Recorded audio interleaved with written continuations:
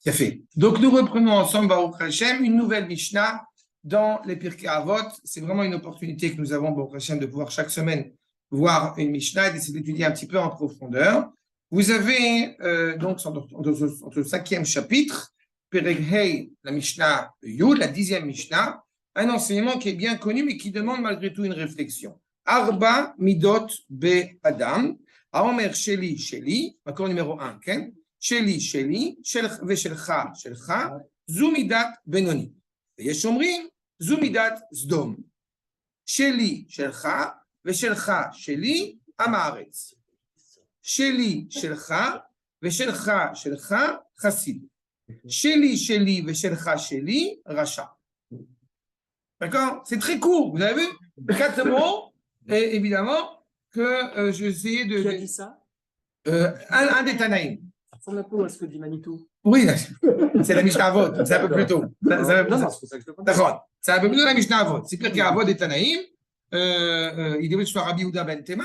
En tous les cas, je n'ai plus en mémoire, mais ce qui est important, c'est que nous avons d'abord, dans cette Mishnah, on peut tout de suite bien s'en rendre compte, nous avons, eh bien, 4 groupes de 4 options, 4 opportunités. Je voudrais d'abord attirer votre attention sur le fait qu'on ne parle pas de 4 moyens de faire la tzedaka, comme c'est le cas, on a toute une série de Mishnayot qui commencent à chaque fois par 4 vertus, 4 moyens de faire la tzedaka, 4 moyens de faire la justice, 4 moyens de... Là, on n'a pas cela. On a d'abord et avant tout Arba Midot Be'adam, 4 qualités, 4 vertus qui sont en l'homme. C'est très compliqué à traduire à mes yeux avec exactitude la notion de Mida, parce que d'abord en français, je pense que vous le savez, mais c'est bon à chaque fois de le rappeler. Vertu, vous vous rappelez, ça vient de virtux. Le gars pourrait n'est-ce pas, pourrait confirmer. Et c'est en général un homme qui est donc un gentilhomme qui est habilité à mener l'art de la guerre. C'est un homme vertueux, c'est ça. C'est quelqu'un qui est capable en réalité, n'est-ce pas, de se battre. Quand on parle ici de midot, on parle de quelque chose qui n'a rien à voir avec cela. Le sens obvi du mot mida, d'abord pour commencer, c'est quand on met... Pardon ? C'est pas une mesure. Oui, mais justement, quand on parle de midot, et que tu as donc des midot, on n'a pas des midot torot, on a dit midot. C'est comme qualité en français. Non, justement. Il y a la qui est positive. Regarde, taxi. Ça veut dire que quand on met un costume, et le fameux sketch de Fernand Reynaud, Ah oui, ça. Ça, quand on a un costume qui est exactement à la taille qui va nous honorer, on a, encore une fois, un costume avec les bonnes midotes. C'est ça le sens premier de mida. Maintenant, si tu as un costume qui est trop grand, qui est trop large, déjà, Olga me rectifie au sens plus précis, le premier sens, c'est le courage militaire. Ça, c'est vertueux. C'est dans cette tension-là. Vous voyez qu'on est totalement sous un autre point en disant midot ba'adam. On parle d'un homme qui, encore une fois, est convenable. C'est vrai que c'est plus que qualité, parce que qualité, ça voudrait dire que c'est une réalité extérieure que tu as acquis. Là, on parle de quelque chose qui est profondément intérieur, qui, encore une fois, aiguille ton regard sur la réalité. Ça, c'est un homme, justement, au sens hébraïque du terme, un homme Baal Midot. Et on va y revenir là-dessus. Parce que cette Mishnah, elle est assez fondamentale sur ce point. Ensuite, on nous dit Sheli, Sheli, Shelcha, Shelcha. Pour l'instant, je vais traduire littéralement, même si c'est plus compliqué que ça. Ce qui est à moi est à moi, ce qui est à toi est à toi. Et a priori, qu'est-ce qu'il y a de mal à cela? Ça, c'est que la Mishnah nous dit c'est Mita Benonite. C'est l'homme moyen, pas au sens italien. Okay? C'est l'homme moyen. On est au milieu. Cependant, Yesh Omrim, certains disent que c'est Midat Zdom. Je n'ai pas compris. Si c'est Benoni, c'est Benoni. Si c'est Zdom, c'est Zdom. Comment tu peux dire, il y a certains qui parlent comme ça, alors que tu acceptes l'idée que c'est une réalité qui est, encore une fois, cohérente.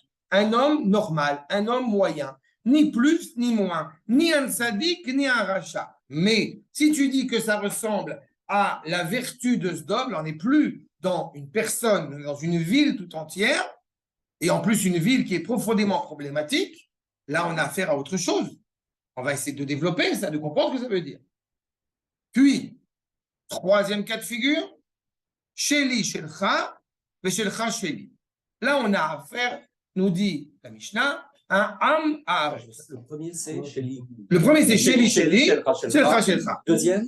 Le deuxième, on a dit c'est. Non. Parce que là, tu vas dire troisième. Mais tu n'as pas encore dit le deuxième. Ah, non, c'est vrai. Ok. Tu as raison. C'est le deuxième et c'est le troisième dans la base. Tout à fait. Sheli Sheli, Shelcha Shelcha. Le deuxième, on a dit Sheli Shelcha, Veshelcha Sheli. Le deuxième cas de figure, ce qui est à moi est à toi, et ce qui est à toi est à moi. C'est ce qu'on appelle le Am Haaretz, qu'on a coutume d'expliquer en disant c'est un ignorant, mais c'est plus complexe que ça. Et puis même le sens même de cette expression de Am Haaretz, n'est-ce pas, indique que c'est quelqu'un qui est donc rattaché à la terre, profondément rattaché à la terre, et qui n'est pas rattaché spécifiquement à un idéal moral. Un homme terrestre, profondément terrestre. Quand la Gemara, elle va indiquer ce qu'est Am Haaretz, elle va indiquer qu'il n'est pas pointilleux sur un des exemples qui est donné, il n'est pas pointilleux sur les mitzvot de Trumot ou Maasrot. Je le dis dès maintenant, c'est-à-dire qu'en réalité, c'est un voleur. Comme il est ignorant, donc ça va l'amener à une problématique morale. Puisque celui qui n'est pas pointilleux sur les Trumot ou Maasrot, en quoi il commettrait un larcin, en quoi il serait comparable à un voleur, puisqu'il ne reconnaît pas que tout appartient à Kadosh Baruch Hu. Les premiers. De quoi On va voir. Oui, mais tu vois qu'il dit Benoni. Il n'a pas dit Racha. Ta question, elle est juste, mais il n'a pas dit Racha. Il a dit Benoni. On va voir aussi la différence entre si c'est à l'échelle individuelle ou pourquoi est-ce qu'on émet le doute que ça ressemblerait à la vertu de Sdom. D'accord? Le deuxième cas de figure, on voit qu'il y a déjà une problématique morale.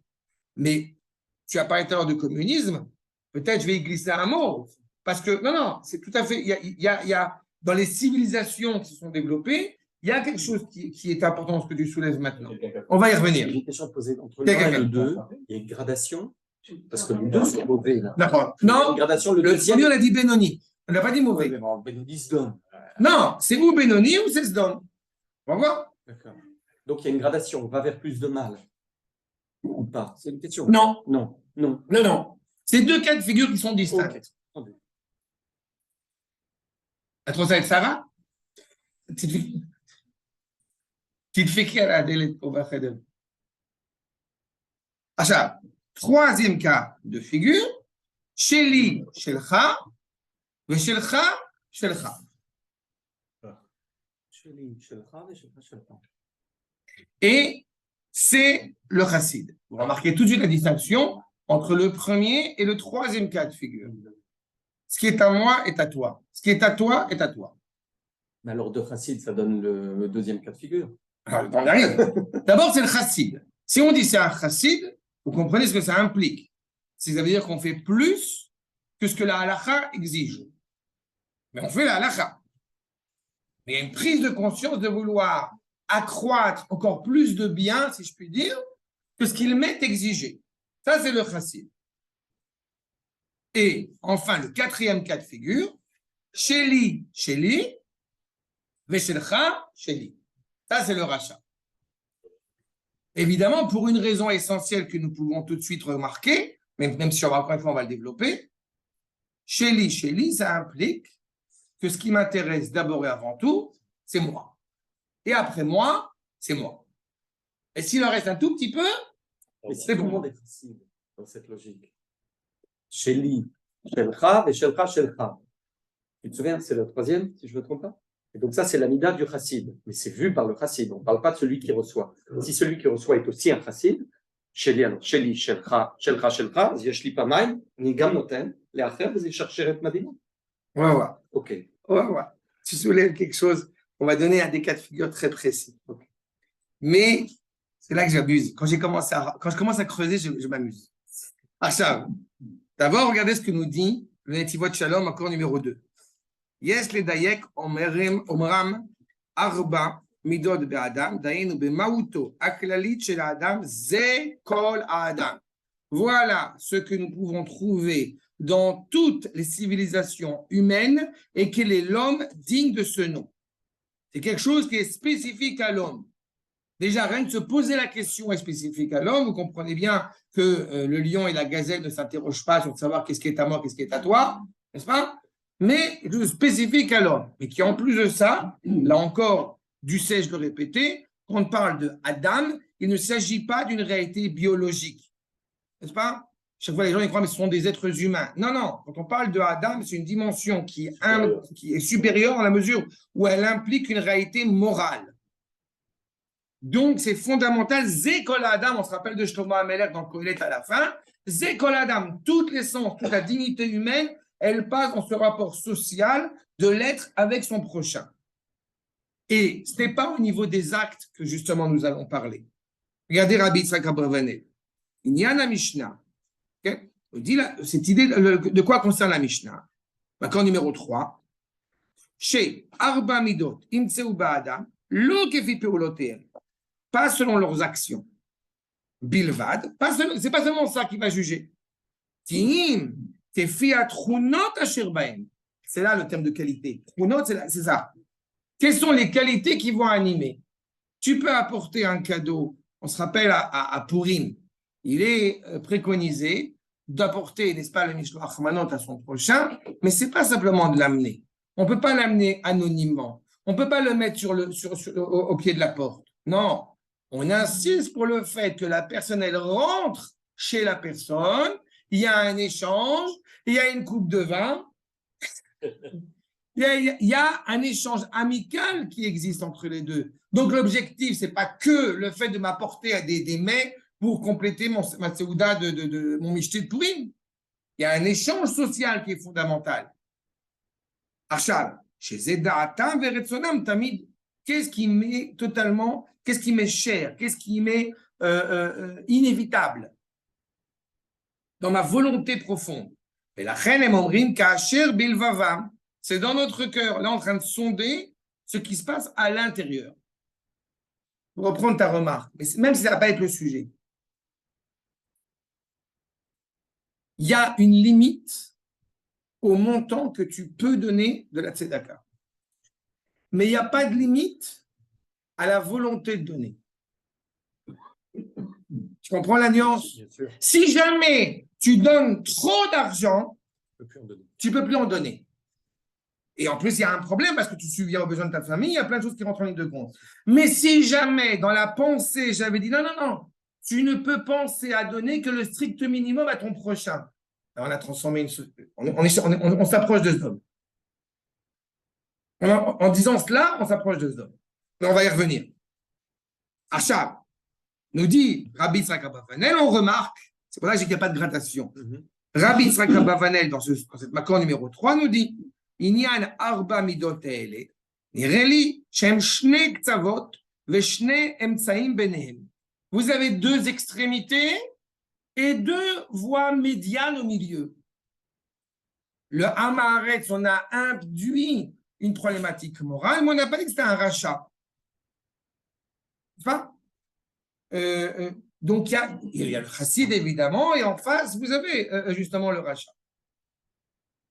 Qui a katsé, ou a katsé a chassidout.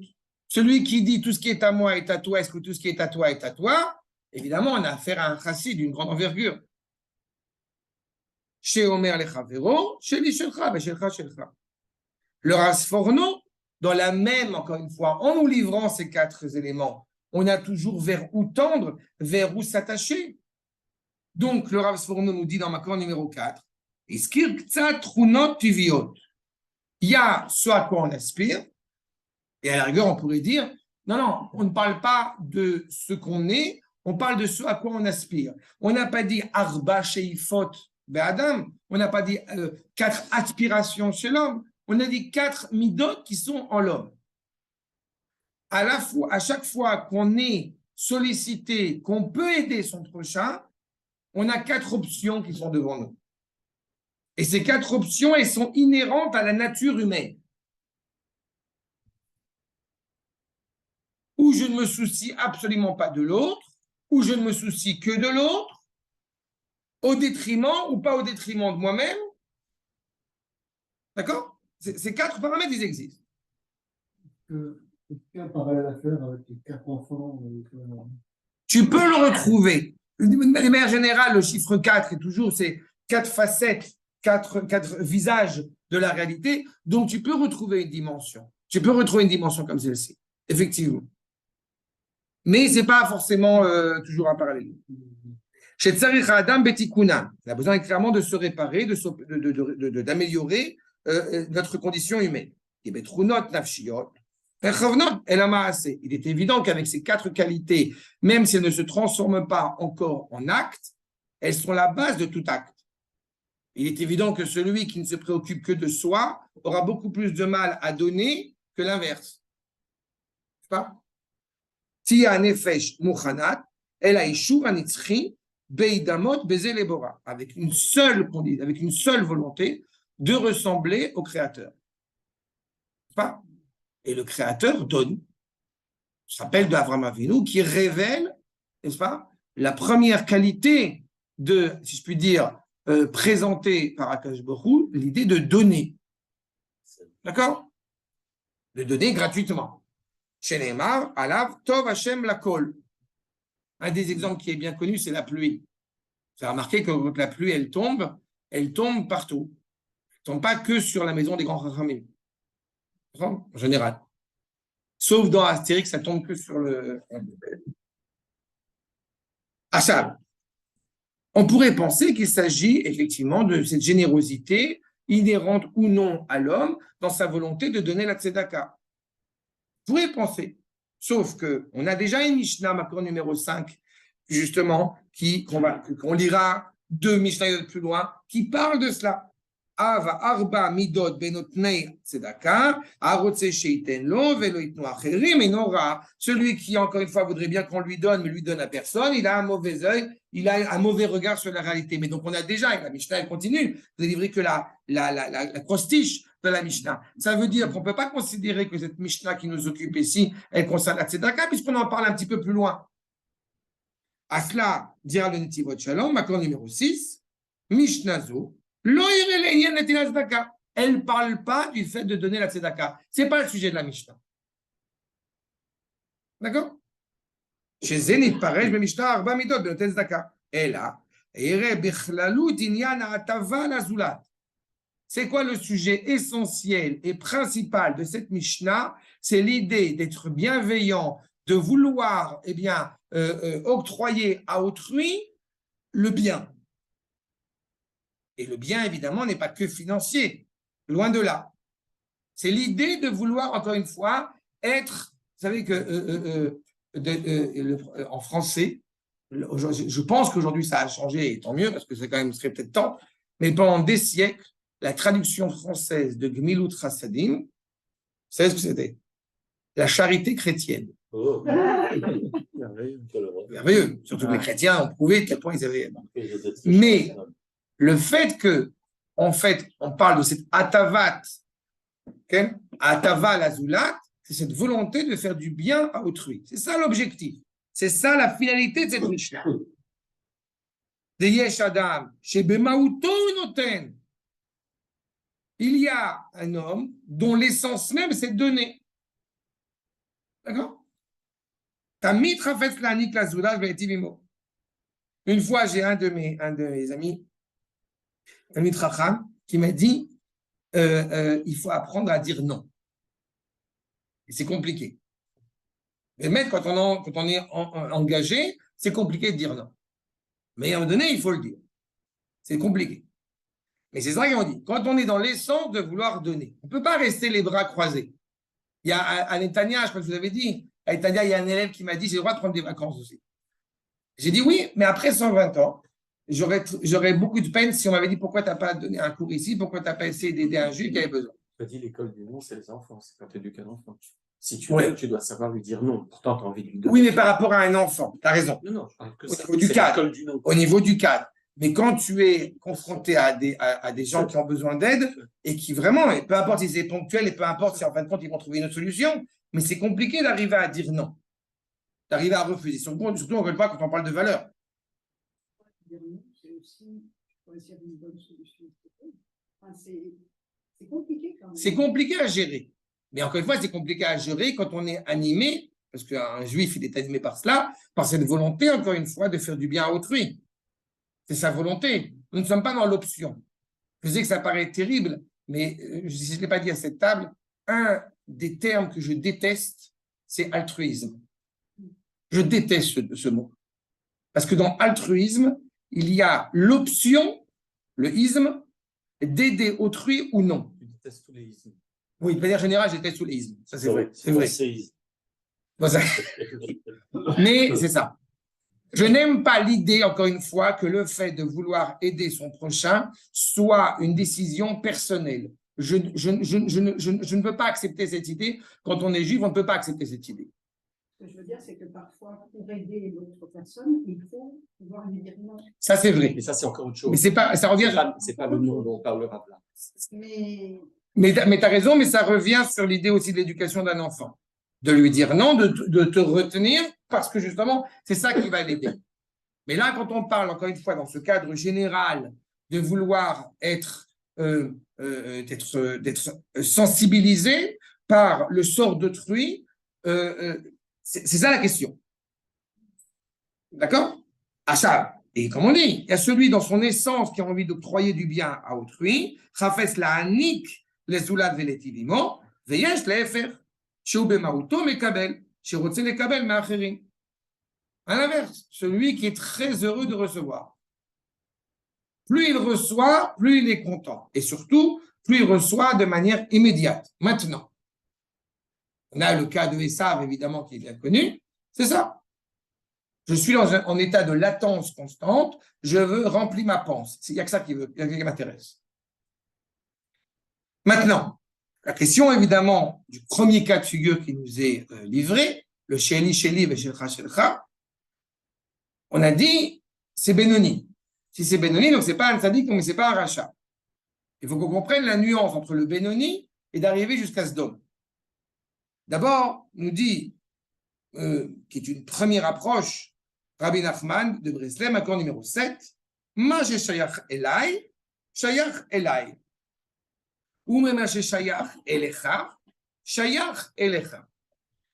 Quand j'ai lu ce commentaire-là, ça m'a bouleversé parce que je me suis dit, mais si je ne l'explique pas comme je le comprends, on va se tromper dans la compréhension de Rabbi Nachman. Pourquoi? Justement, on a dit que ce n'est pas la tzedaka.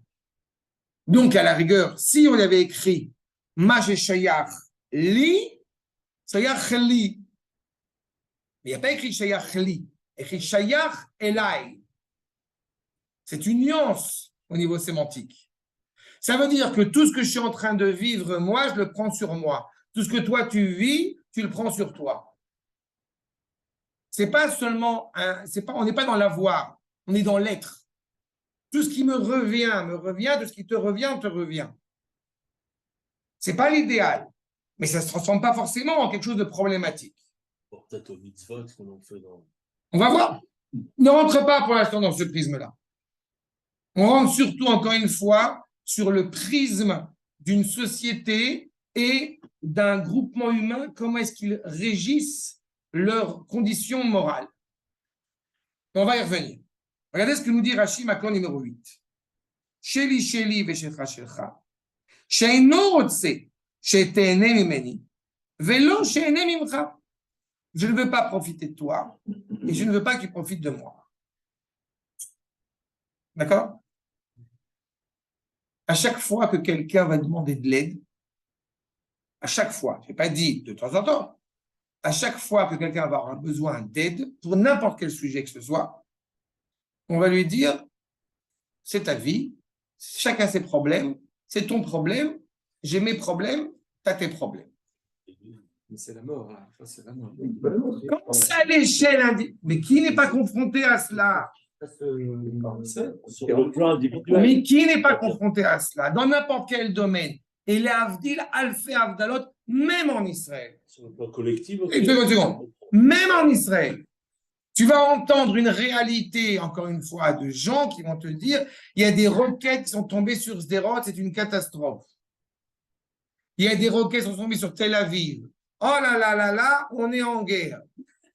Mais pendant une seconde, qui s'interroge? Et je le dis encore une fois, peut-être avec prétention, j'ai habité dans le Shomron pendant 3 ans, à se recevoir des pierres tous les jours quand on sort de chez soi pour aller au supermarché. Mais on n'est pas en guerre depuis qu'il y a des roquettes sur Sderot.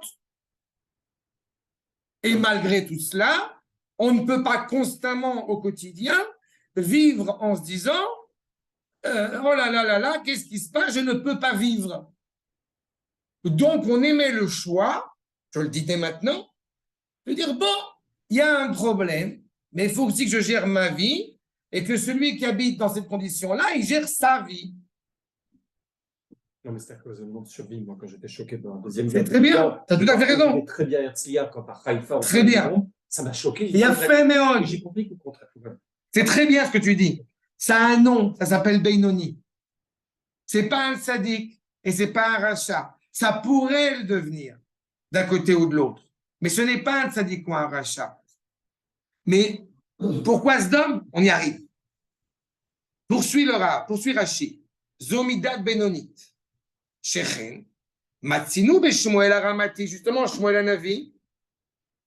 Le sens que Rashi ici lui donne, à savoir que partout où il allait, Shenemar Bo, Vechuvato Aramata, qui Sham Beito. Partout où il allait, il avait sa maison avec lui. Comment est-ce qu'on comprend il avait sa maison avec lui? Il avait besoin de personne. Il avait sa trousse de toilette, il avait ses premiers secours, il avait sa voiture, il avait son haine. On n'était pas dépendant, on n'était pas tributaire de personne. Sheli, Shelcha, Shelcha. Et nous sachacher, nous dit Rashi, Sheino lo tzadik velo racha. C'est pas un tzadik, c'est pas un racha. Mais en tous les cas, c'est quelqu'un qui, à l'échelle individuelle, se préoccupe d'être cohérent vis-à-vis de lui-même et de s'assumer pleinement, sans avoir besoin de personne. Ni en attendre, ni non plus attendre, encore une fois, une demande d'être sollicité par quelqu'un. Rabbeinu Bechaye va nous dire, Makor numéro 9, Ikraina Benonit, Itzad, Eino Chomed Mamon Chavero. C'est pas un rachat. Justement, s'il y avait écrit seulement Sheli, alors on aurait pu penser qu'effectivement, il se fout totalement de la société qui l'entoure. Ou alors, il essaye d'y trouver un intérêt pour son propre chef. Mais Rabbeinu Bechaye, en insistant sur le fait que il ne désire pas les besoins de l'autre, les biens de l'autre. Il ne veut pas déranger.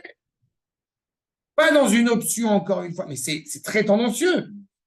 Et peut-être aussi, on va voir par rapport à lui, par rapport à l'autre. L'autre, ça lui permettra de faire une mitzvah.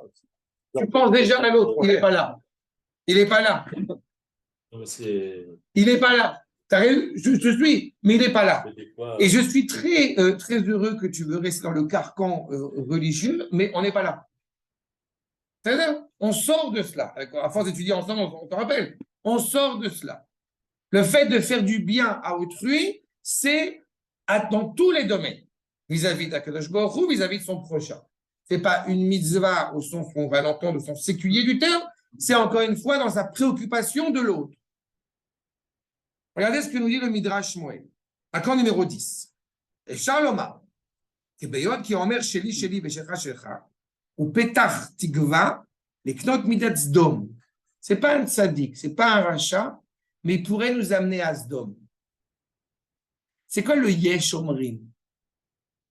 Mes maîtres m'ont enseigné cet enseignement que je trouve fameux jusqu'à aujourd'hui. Quand un groupement humain se comporte comme cela, c'est Benoni. Ce n'est pas la société idéale, ce n'est pas le quartier idéal, mais ça passe. Par contre, si toute une société, je dis la mort tout à l'heure, on est en plein dedans, si toute une société est régie selon ce prisme-là, mais c'est la mort de la société. C'est Sdom. Mhm. Sdom qui d'abord et avant tout interdit quiconque de porter, encore une fois, aide à autrui, ni aide ni atteinte. Si tu es pauvre, c'est que tu dois être pauvre. Si tu es bête, c'est que tu dois être bête. Vous vous rappelez évidemment, pour les puristes, les pauvres, c'est fait pour être très pauvres, et les riches, pour être très riches. Ceux qui ne connaissent pas, c'est Don Salus dans La folie des grandeurs. Mais, d'accord, en place d'homme. Le peuple. Ah bah, c'est exactement le pétard, l'ouverture vers la vertu de ce homme. Qui avera, goreret avera. L'avera, la faute, transgresser, va amener à continuer à transgresser. On vit dans une société, le terme d'égoïste à mes yeux n'est pas suffisamment fort encore, c'est même un euphémisme. Je ne me préoccupe pas de ce qui se passe chez mon prochain au niveau de la société. Un peuple qui est régi de la sorte.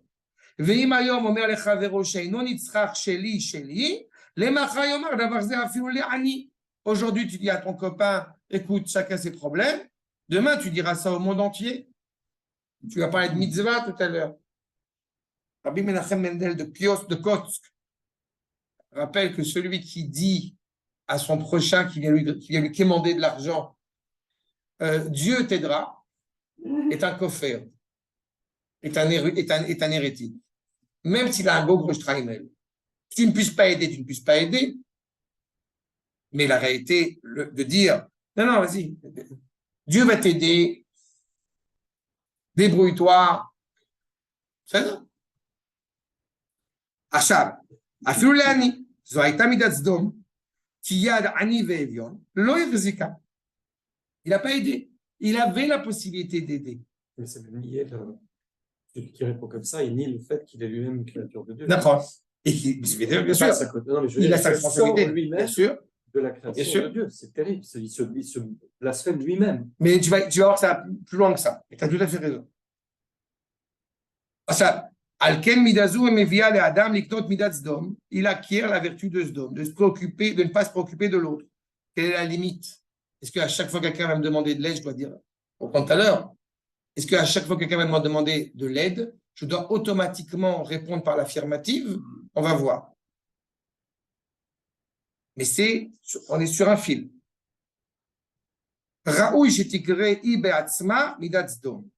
Donc, c'est clair que c'est pour ça que ce n'est pas appelé, tu te comportes comme les habitants de Sdom, mais Midat Sdom. C'est la qualité intrinsèque à la ville entière de Sdom. Le monde est régi comme ça. Et effectivement, le monde occidental, j'ose le dire, pas complètement. Non, le pas complètement, c'est exact. Non, le pas complètement, je vais te répondre. Le pas complètement, c'est exactement, on est après l'Agba Omer. C'est exactement, c'est à l'occasion d'écouter sur mes cours que j'ai fait sur Rabbi Shimon, là-bas, c'est en audio aussi, sur la discussion de Rabbi Shimon avec Rabbi Yehuda Barilai et Rabbi Yossi Galili, sur comment interpréter, comment appréhender les prouesses technologiques qu'ont fait les nations. C'était Rome, tu peux transformer ça en Biden, c'est la même problématique. Ils ont fait des ponts, ils ont fait des choses, etc. Rabbi Yehuda, il loue ce qu'il a à louer. Rabbi Yossi, il voit la complexité, il se tait. Rabbi Shimon, il est virulent. Et pourquoi est-il virulent? Parce qu'il dit qu'en réalité, tous les ponts qui sont construits, c'est uniquement pour faire des péages. Pourquoi ils ont fait le canyon? C'est pour y mettre des prostituées. Je parle pas de ça. Je pense par exemple au chômage, l'assurance chômage, au fait qu'il y a un revenu minimum, au fait. Tu rentres à la problématique. Ça veut dire qu'il leur reste une conscience il faut que la communauté aide l'autre. C'est pas une conscience. C'est pas une conscience. Ce n'est pas une conscience. D'abord, l'influence positive qui a amené à prendre conscience de la valeur de la société, c'est le Ham Israël qui leur a apporté, ça c'est pas chou. Et en plus de ça, tu remarqueras, pour reprendre la remarque de tout à l'heure, tout le rapport encore une fois entre le communisme et le capitalisme se sont révélés comme étant des systèmes qui de toute façon n'arrivaient pas à donner une réponse à l'humanité, d'un côté ou de l'autre. Le moi au centre ou l'autre au centre, évidemment, ne marche pas. Et ça a pris ce prisme de capitalisme et communisme dans cette dernière génération, mais avant, c'était un autre système. Et à chaque fois, on remet toujours cette problématique-là. Donc, ils ont une conscience, oui, mais qui ne relève que d'une convention sociale. pas une volonté, encore une fois, de vouloir amener le bien en tant que bien. La preuve, à titre d'exemple, pour reprendre les blés noirs et les toldotes noirs. On arrête la création. Alors que l'âme Israël, il a un regard, encore une fois, qui est rattaché par essence, intrinsèquement au bien. Au niveau. Sinon, justement, si on était dans ce cadre, effectivement, de la conscience que tu as évoqué, alors on adopterait ce terme d'altruisme. C'est-à-dire qu'on a le choix. On peut aider ou on peut ne pas aider et on n'est pas condamnable pour cela. Alors que dans la tradition hébraïque, la notion de non-assistance à personne en danger, elle n'est pas légitime dans le monde occidental. Mais ce n'est pas par hasard que dans l'Europe, les grands penseurs socialistes, les mouvements de gauche sont en général des juifs. Oui, Pas pour rien. évidemment. Ils sont évidemment attachés à cela. Bon, Zola, il était attaché. Parfois, la culture chrétienne a aussi un peu aidé de l'autre côté, par l'influence des juifs. Mais le non-assistance à personne en danger dans la même cohérence, si vraiment Sheli, Veshelcha, alors pourquoi est-ce que tu m'empêches de me suicider? Qui te donne la légitimité de m'empêcher de me suicider? On connaît tous le débat, c'est pour ça que je dis que c'est au-delà de la tzedaka. On connaît tous le débat qui rôde ces dernières années sur la question de l'euthanasie. Pourquoi tu m'empêches de mourir, ce que moi j'appelle dans la dignité? Qui t'octroie la légitimité de continuer à me garder branché à une machine alors que je ne veux pas? Sheli, Shelcha. Vous voyez à quel point ça va beaucoup plus loin que deux mots. La réponse à cela, la réponse hébraïque à cela, c'est que le corps ne t'appartient pas. Et on va y revenir quand on va arriver au chassid. L'euthanasie demande à quelqu'un de le tuer. Non, ton corps ne t'appartient pas. L'euthanasie demande à ce que. Ça s'appelle un meurtre. Ça s'appelle un meurtre. C'est pas la même chose que le suicide. D'accord. Mais même si, mais c'est pareil. Non, là, ce que tu soulèves maintenant, ça c'est un point d'éthique aussi très important. Dans la tradition juive, on estime que la personne qui s'est suicidée, elle a regretté ça à la 95e minute et que par conséquent, elle a eu un accident. Parce que sinon, ce serait un très gros problème. Et je ne mets pas de jugement sur la personne qui se suicide, c'est pas ça le sujet. Pour autant, quand on demandera au cimetière. Oui, mais justement, aujourd'hui, justement, tu viens de dire maintenant, on estime qu'il n'a pas voulu se suicider. Compris, mais Il a eu un coup de folie. Jusqu'à pas longtemps, il a Nahon, tu as raison. Mais aujourd'hui, on se rend bien compte qu'il y a c'est-à-dire que ça veut dire que c'est pas que pour la personne en question. C'est pas que pour la personne en question, c'est pour la famille aussi. Oui. Il y a tout un ensemble de choses qui font que aujourd'hui, la souffrance est déjà suffisamment dure. Mais en tous les cas, oui, celui qui se tue, c'est aussi un meurtre. D'accord? Mais en tous les cas, ce rapport, je reprends ce que j'ai dit, ce rapport à l'autre est fondamental. Il faut quand même se rappeler que Sdom, c'était monnaie courante, la débauche, l'idolâtrie, le meurtre, encore une fois, par une non-préoccupation d'autrui. Comment le meurtre est compatible avec Sheli, Shelcha? Et parce que tout est autour de Je moi. prendrais ton cœur et je te tuerais si. Alors, on va y arriver. Ce n'est pas encore le rachat, Okay. mais il y a déjà une tentative. À partir du moment où ce qui m'importe, le meurtre, c'est déjà le rachat.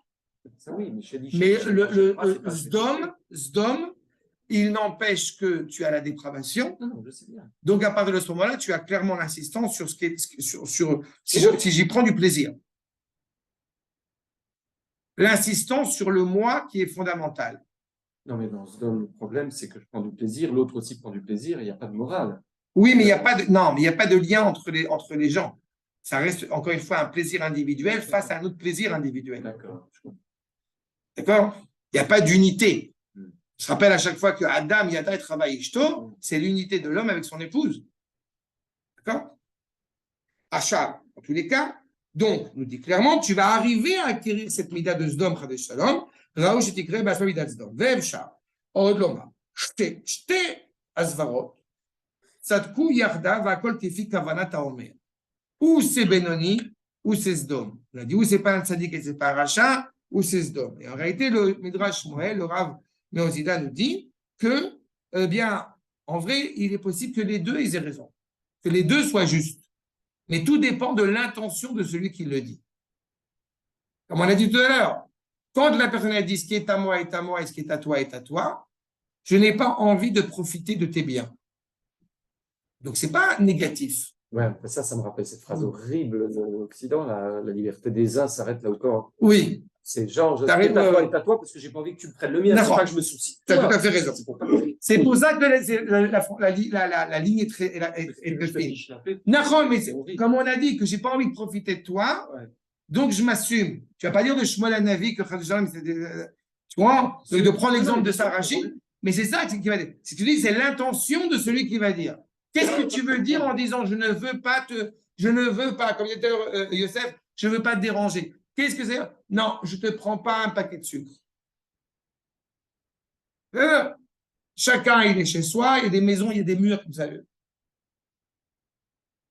Qui ma sheomer, veshelcha shelcha, ou les kavana tova, shelo leenot mishum adam, qui sonne matanot echie. Je ne veux pas bénéficier d'aucun cadeau de personne. Dans Michelet, on te dit, celui qui haït les cadeaux, c'est celui qui vivra. Donc, shelcha, shelcha, parce que je ne veux surtout pas bénéficier d'une faveur de ta part. Je veux pas être redevable. Je ne veux pas être redevable, moi. Im yomar sheli, sheli, izot imida ra'a, aresto kenegda, mida tova, shomer shelcha, shelcha. En disant ce qui est à moi, et je m'assume totalement avec mon devoir de propriété, ça peut être quelque chose de très négatif. Moi, j'ai ma maison, je ne veux que personne y rentre. C'est ma maison. Voilà, je ne veux pas. C'est très dramatique. Et ce n'est pas juif surtout. En face de ça, on a la maison d'Abraham. Elle est ouverte des 4 côtés. D'accord? Juste venez. Voilà. Beofen, Kimidazou, Khatsia Midat Achassid, d'un côté, justement, ce qui est à moi est à moi. Vechatsia Midat Aracha, dans ce rapport à l'autre. Au basé Vetiken, Edze, Ve'arei Em Memuzagim Zubazou, Kara Mida Benonit. Comme c'est ni un tzaddik, ni un rachat, donc c'est le milieu. C'est 0. Mais 0, c'est pas forcément bien. C'est juste, c'est pas moins 1 et c'est pas plus 1. Omnam. Im kavana ish ikara la chous al mamono. Si l'essentiel de son intention, c'est de prendre soin de ses biens, ou keli vekilion,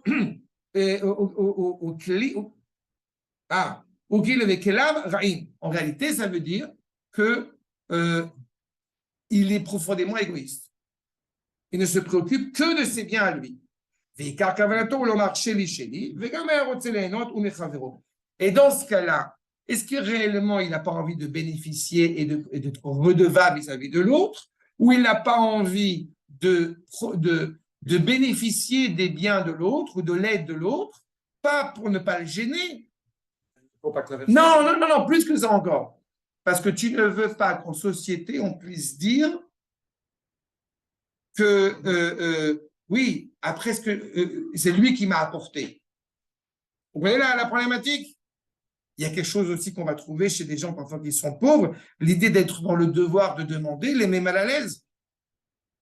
C'est quand même très proche de la tzedaka, tout ça. Même si tu dis que c'est pas orienté de tzedaka. Oui. On dit que la meilleure tzedaka, c'est quand tu donnes à quelqu'un qui ne sait pas qui c'est. Elle englobe la tzedaka. C'est pas que c'est pas la tzedaka, c'est que cette Mishnah-là, elle englobe aussi la tzedaka. Mais tout rapport de l'homme vis-à-vis de son prochain, tu as besoin d'aide pour un exercice de physique, tu as besoin d'aide pour traduire une annonce, pour reprendre ça comme exemple, excuse-moi, eh bien, en réalité, c'est où il est évident que je vais demander, ça va être bien reçu, je n'ai pas de gêne à demander parce que l'autre n'a pas de gêne à me donner, ou alors on est dans une société, justement, où surtout, non, ne demande pas. Aujourd'hui, on a Waze. On appartient tous à des générations, on a connu un monde sans Waze, quand même. Écoute, ouvre la vitre, excusez-moi d'ouvrir la vitre, ouvre la vitre et demande. Non, on va trouver. Demande pourquoi tu ne demandes pas. Je vous dis, dans tous les domaines les plus saugrenus au plus compliqués. C'est ce qu'il va nous dire. Non, si c'est attention justement, comme il nous dit, pourquoi il ne va pas demander à son prochain? Vous voyez, la suite. Et le malais chez bouche miaberiot. Il a honte des autres. Qui ont roulo, chez Imouaino Rotseliot, mais Maane l'Acherim, puisque, et là je reprends oui ce que tu as dit, puisque je n'ai pas envie d'octroyer du bien à autrui, donc je préférais ne pas demander pour ne pas être encore une fois redevable, et moi aussi aider mon prochain. איך הוא היה רוצה ליהנות, כן? איך הוא היה רוצה ליהנות מאחרים? ולכן, כדי שיתקיים במאמרו הראשון שאומר שלי שלי, על כן בוחר ואומר, וגם שלך יהיה שלך, ולכן היא מידת סדום. On vit dans une société, encore une fois, pour surtout pas être c'est comme inviter des gens que j'évoquais l'exemple tout à l'heure. J'ai entendu une fois un qui m'expliquait très consciencieusement, très sérieusement, qu'il n'invite personne. Et pourquoi il n'invite personne? Pour qu'il puisse manger comme il veut, quand il veut, tranquillement, terminer le repas à l'heure où il veut, sans être enquiquiné. J'ai adopté la même thèse pour Pessah. Moi, j'ai quelqu'un qui s'invite chez moi comme ça. Hein? Qu'est-ce que tu dis quelqu'un? C'est vrai. Mais je rigole, mais bon, tu cuisines divinement bien. ben voilà, en vrai. Maintenant, regardez ce que nous dit, et ça aussi c'est assez notoire. On pourrait tous être confrontés à cette réalité-là, à la mesure, encore une fois, où on accepte ou on refuse le fait d'aider autrui, mais il y a une nuance qui est présente chez Sdom qu'on ne peut pas ignorer. Si je donne à quelqu'un, je vais manquer. Bon, alors on va faire en sorte de ne pas manquer, comme ça je pourrais donner à quelqu'un. Mais là, c'est un petit peu une impasse, parce que si effectivement on dit, à condition que ça ne me manque pas, c'est infini cette notion de manque. Donc il y a des limites. Mais là, justement, la force de Sdom, regardez ce que nous dit le père du Rav Veneria, Makor numéro 11. Anshe Sdom, shaya lahem motze lechem, הרי אף אם היו נותנים לעניים, לא היה חסר להם איכה חיותם עליכם. Même s'ils avaient donné, ils n'auraient rien manqué.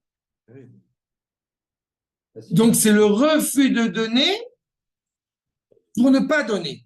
Sanctionné, si en plus il le faisait. Oui, la loi a géré ça, d'accord. Il y avait quelque chose à faire en plus. Au niveau de la loi. C'est leur excuse, quoi. Mais tu comprends que c'est là aussi ce que tu soulèves maintenant. La loi, elle est trop facile. Ah, j'ai oublié de dire ça aussi, parce que ça aussi, je me fais rentrer là-dedans en même temps. Je ne suis pas un chassid de Hannah Arendt. D'accord? Pourquoi je parle comme ça? Parce que la thèse qui a été développée, c'est l'idée d'avoir banalisé le mal. Et comme on a fait une loi, si je le dis en deux mots, comme on a fait une loi, donc on est arrivé à de tels impairs. Eh bien non. À partir du moment où une loi ou une règle a été établie, c'est que quelque part, les citoyens qui y résidaient, n'étaient pas totalement insensibles et imperméables à ce genre de réalité. N'est-ce pas? Donc, c'est ça que ça implique ici. Il ne leur est rien manqué et malgré tout, ils ne donnent pas.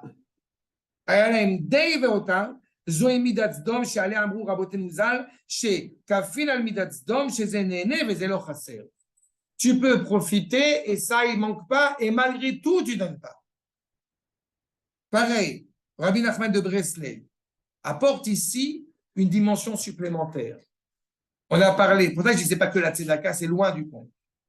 Rabbi Nachman de Breslev dit une phrase qui, pour l'instant, je ne vais pas trop la développer, à savoir, Aïnou, accord numéro 12, Aïnou, im echad maftiach, veomer sheyazor lecha, ve'eno omed bediburo, zu midat sdom, reshaut leshem reshaut.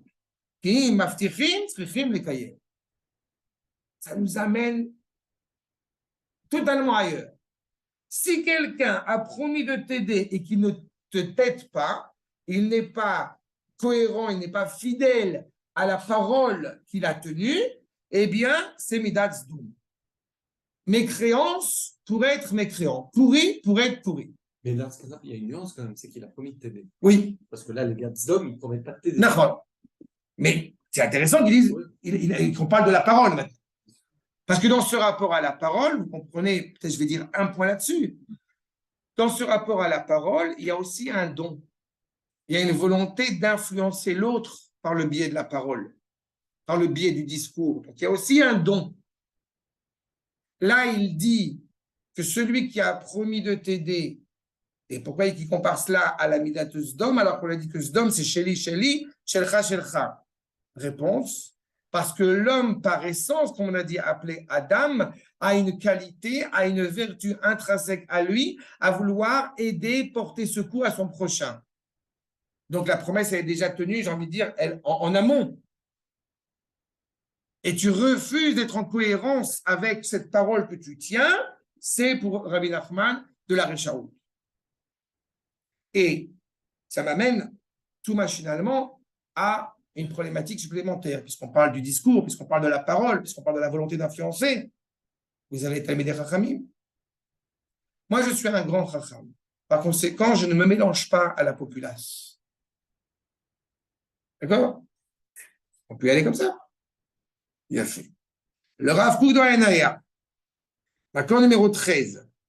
Yev Shal, les Shun Yachid, להגיע למטרה נעלה, כי אם בצירוף הכלל, le sheli, shelcha, il tombe à l'eau. Je ne peux pas être un Talmid Chacham, je ne peux pas être un érudit en Torah, je ne peux pas pleinement percevoir la Torah et tout ce qu'elle implique si je me coupe du peuple. C'est uniquement dans ce rapport, encore une fois, social, qui nous relie l'un à l'autre. C'est le fondement même de la société humaine. On n'a pas d'aspiration au monastère comment ça, les moines qui se taisent toute la journée.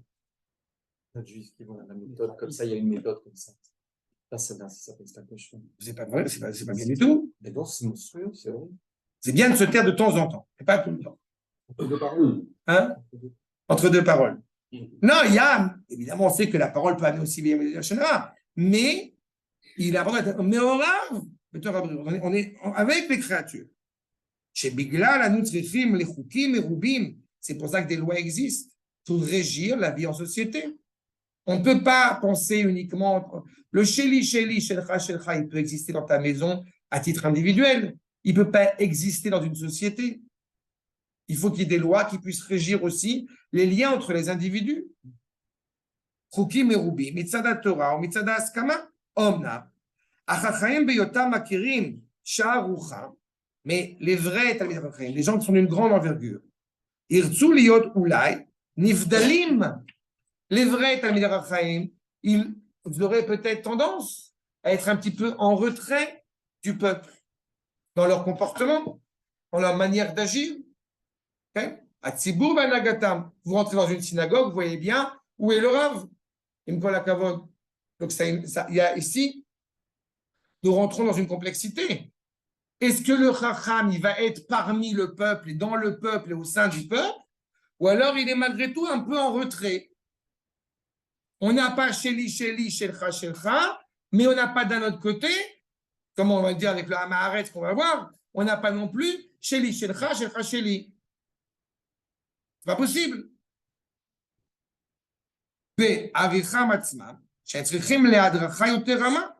Quelqu'un qui a étudié la Torah de nombreuses années, il ne peut pas se contenter d'une petite histoire sympathique qu'il va entendre à la synagogue de 5 minutes. C'est pas possible.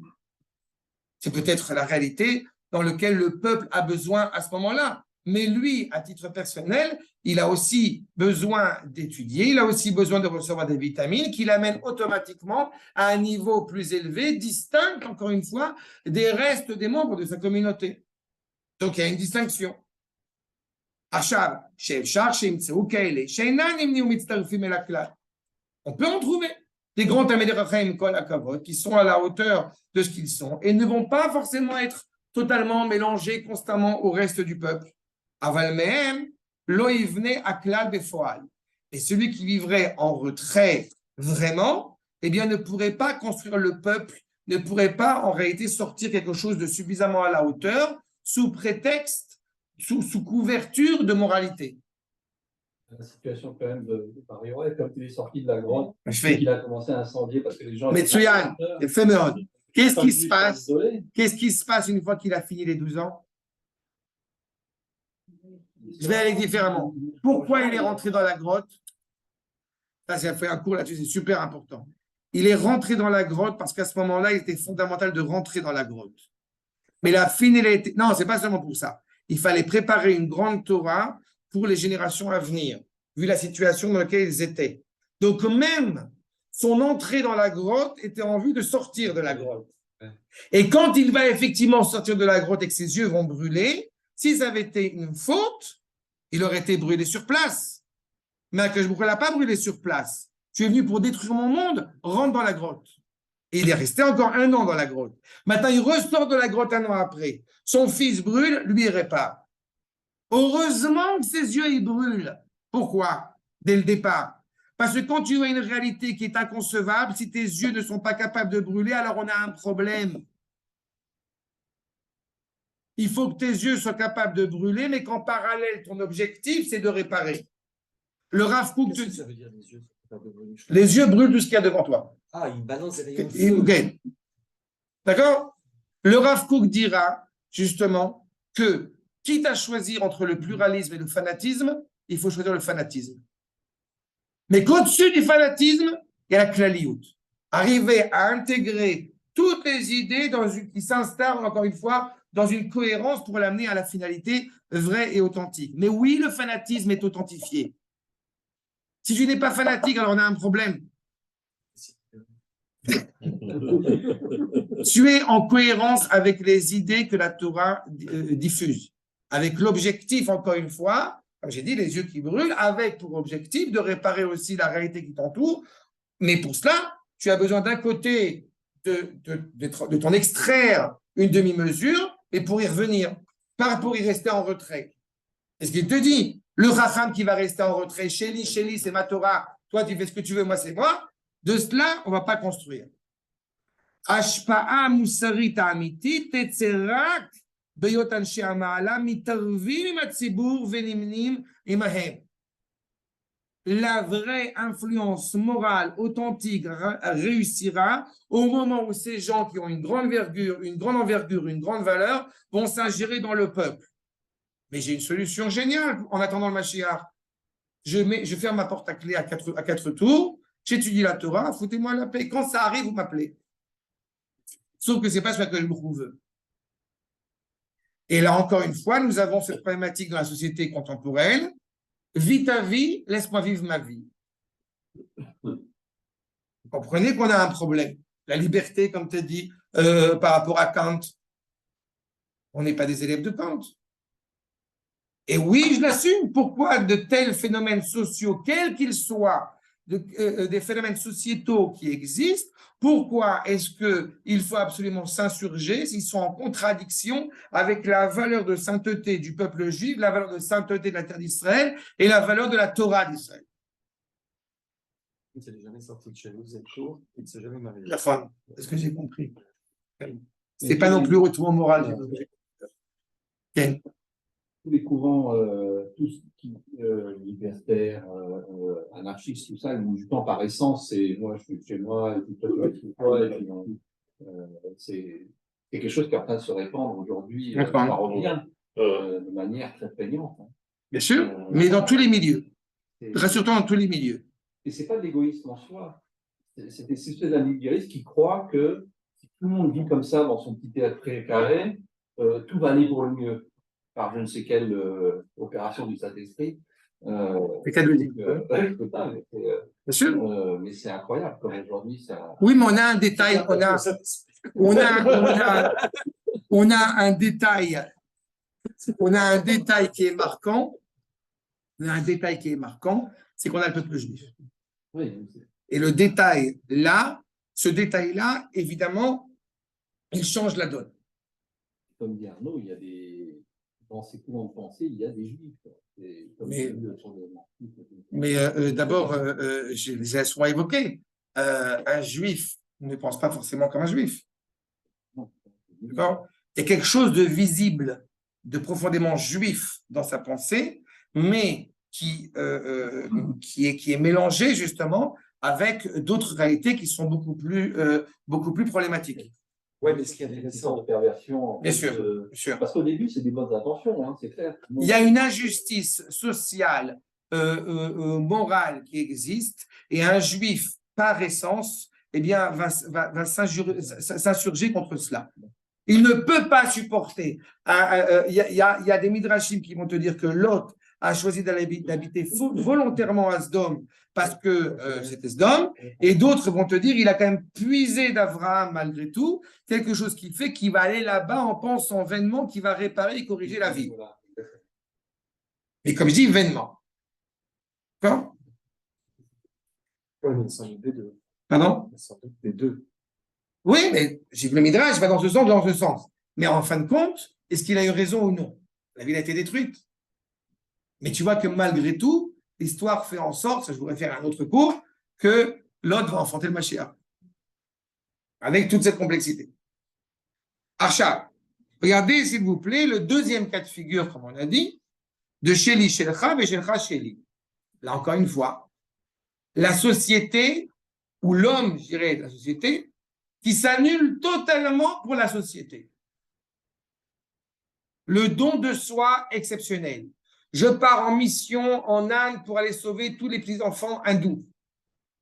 Indiens, pardon. Et du coup, ma vie de famille, ma haine n'existe plus. Va dire la Mishnah, c'est Amaharetz. Qu'est-ce que c'est qu'un Amaharetz? Premier sens, peut dire Rashi, accord numéro 14. Ein bo tarbut. Il n'a pas de culture. C'est ignorant dans ton Torah, c'est culturel, éducation. Tout ce qui est inhérent à la dignité humaine. Mais c'est lié à la Torah. De toute façon, c'est lié à la Torah. Mais tout ce qui est inhérent à la dignité humaine. Tu as une nouvelle mode, comme tu le sais peut-être, aujourd'hui, qu'une femme s'assume quand elle ne veut pas d'enfant. D'accord? C'est quelque chose qui est totalement contre nature, qui est totalement scandaleux. Je ne parle même pas de la confusion des genres, qui est encore un autre sujet. Mais cette idée de la femme qui se dit « je ne veux pas d'enfant », alors qu'elle s'appelle la mère Teresa ou qu'elle s'appelle ce que tu veux, je m'en fous. À partir du moment, encore une fois, où elle va s'abandonner chez Li Shelcha et justement et Shelcha chez Li, il n'y a plus de valeur à la dignité humaine. Elle s'efface totalement. Et elle efface le sens même de la création. Au niveau, j'ai envie de dire, économique, oui, il y a une valeur, j'ai fait toute une série d'études à une époque là-dessus, il y a une valeur à l'accès à la propriété. La fameuse phrase qui dit « fais comme chez toi », et je me permettrai d'ajouter, on ne le dit pas par correction, « fais comme chez toi, mais n'oublie pas que tu es chez moi ». Mais le Rav Shoraki dit qu'il déteste l'expression. De faire comme dire à quelqu'un qui vient chez toi, fais comme chez toi. Il doit chez toi, il doit être encore plus chez lui que chez lui. Oui, oui, mais il doit se conduire. Exactement. Si je dis fais comme une des raisons pour laquelle à chaque fois que je prépare des khatanim à leur mariage, je leur dis cela. Il est fondamental que tu t'assoies en tête de table. Ça paraît très présomptueux de dire un truc pareil. Non. Parce que quand tu t'assois en tête de table, d'abord, c'est toi qui diriges le repas.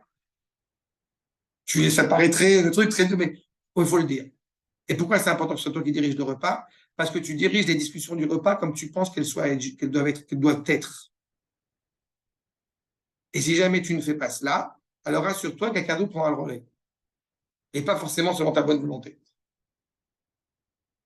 Donc, c'est fondamental. Donc, non, il est évident que chez Li Shelcha et Shelcha Sheli, ça ne marche pas. Il y a une différence. Il y a des riches, il y a des pauvres, physiquement, mentalement, intellectuellement. Nous dit Rashi, en botarbut. Nos sachacher, il donne un autre sens. Daenu midat agargeranim, shememalim bait bele'atam mi beit achirim ven boshim. Ah, il y a une autre possibilité, ce qu'on appelle en français les piques-assiettes. Plus j'ai mangé ce que l'autre il m'a donné, mieux je me porte et je n'ai aucune honte. Sheli, Shelcha, Shelcha, Sheli, s'en fout, ce qui est à toi est à moi, ce qui est à moi est à toi. Aucune dignité. Vous comprenez que quand on arrive à cela, c'est pour ça que j'ai insisté en disant que l'Amaharet, c'était l'ignorant qui était aussi coupable moralement, puisqu'il n'est pas capable de dire merci à Kadosh Baruch Hu pour les fruits de son champ, puisqu'il n'a pas fait les Trumot Maasrot. Donc celui qui est Amaharet, celui qui dit Sheli, Shelcha, Shelcha, Sheli, Pourquoi il dirait merci? C'est marrant parce que beaucoup de choses qu'on étudie depuis le début, je pense, ça des Bien sûr, on le retrouve dans la relation. évidemment, évidemment. Dans les deux cas. Dans les deux cas. Bien sûr, dans les deux cas. Achab, Rabbeinu Yona, Makor numéro 15, Nikra Amaretz Mipne Sherotse Betikun Haolam. Il donne un autre sens qui est aussi très important. D'un côté, on a quelqu'un qui n'est pas cultivé, qui ne comprend pas la valeur de la propriété, mais il est appelé Am Haaretz. Noach était Ish Adama, rattaché à la terre. Il n'avait pas d'autre mérite que ça, un mérite technique, sociologique. Les sociétés humaines qui ont essayé de se préoccuper quelle serait la société la plus idéale, capitaliste ou communiste. Dans cette notion de Am Haaretz, il y a une volonté de construire une société. Pas forcément morale, mais une société, un rapport avec la terre. On veut réparer le monde pour qu'il y ait une cohérence, pour qu'il y ait un cadre. Et donc, par conséquent, il est prêt à s'investir pour réparer le monde. N'est-ce pas? Mais on est tous ensemble. Les prémices de mai 68 ont plu à beaucoup de penseurs juifs et certains même érudits et traditionnels. La Révolution française, dans une autre mesure, a été une période faste au début pour certains juifs. Justement, parce qu'on y voyait une volonté de réparer le monde. Mais comme c'est dénué de Kodesh, donc évidemment, ça a mené à l'échec, comme toutes ces révolutions qui ont pu se produire. Elles ont fait avancer peut-être l'humanité au niveau sociétal, mais elles n'ont pas été à la mesure de ce qu'on doit y attendre. Bien sûr, exactement. Regarde ce que nous dit Rabbeinu Yona. Shechen, darkan la kachat velite. On prend et on donne. Ou baiser mitrabe ava.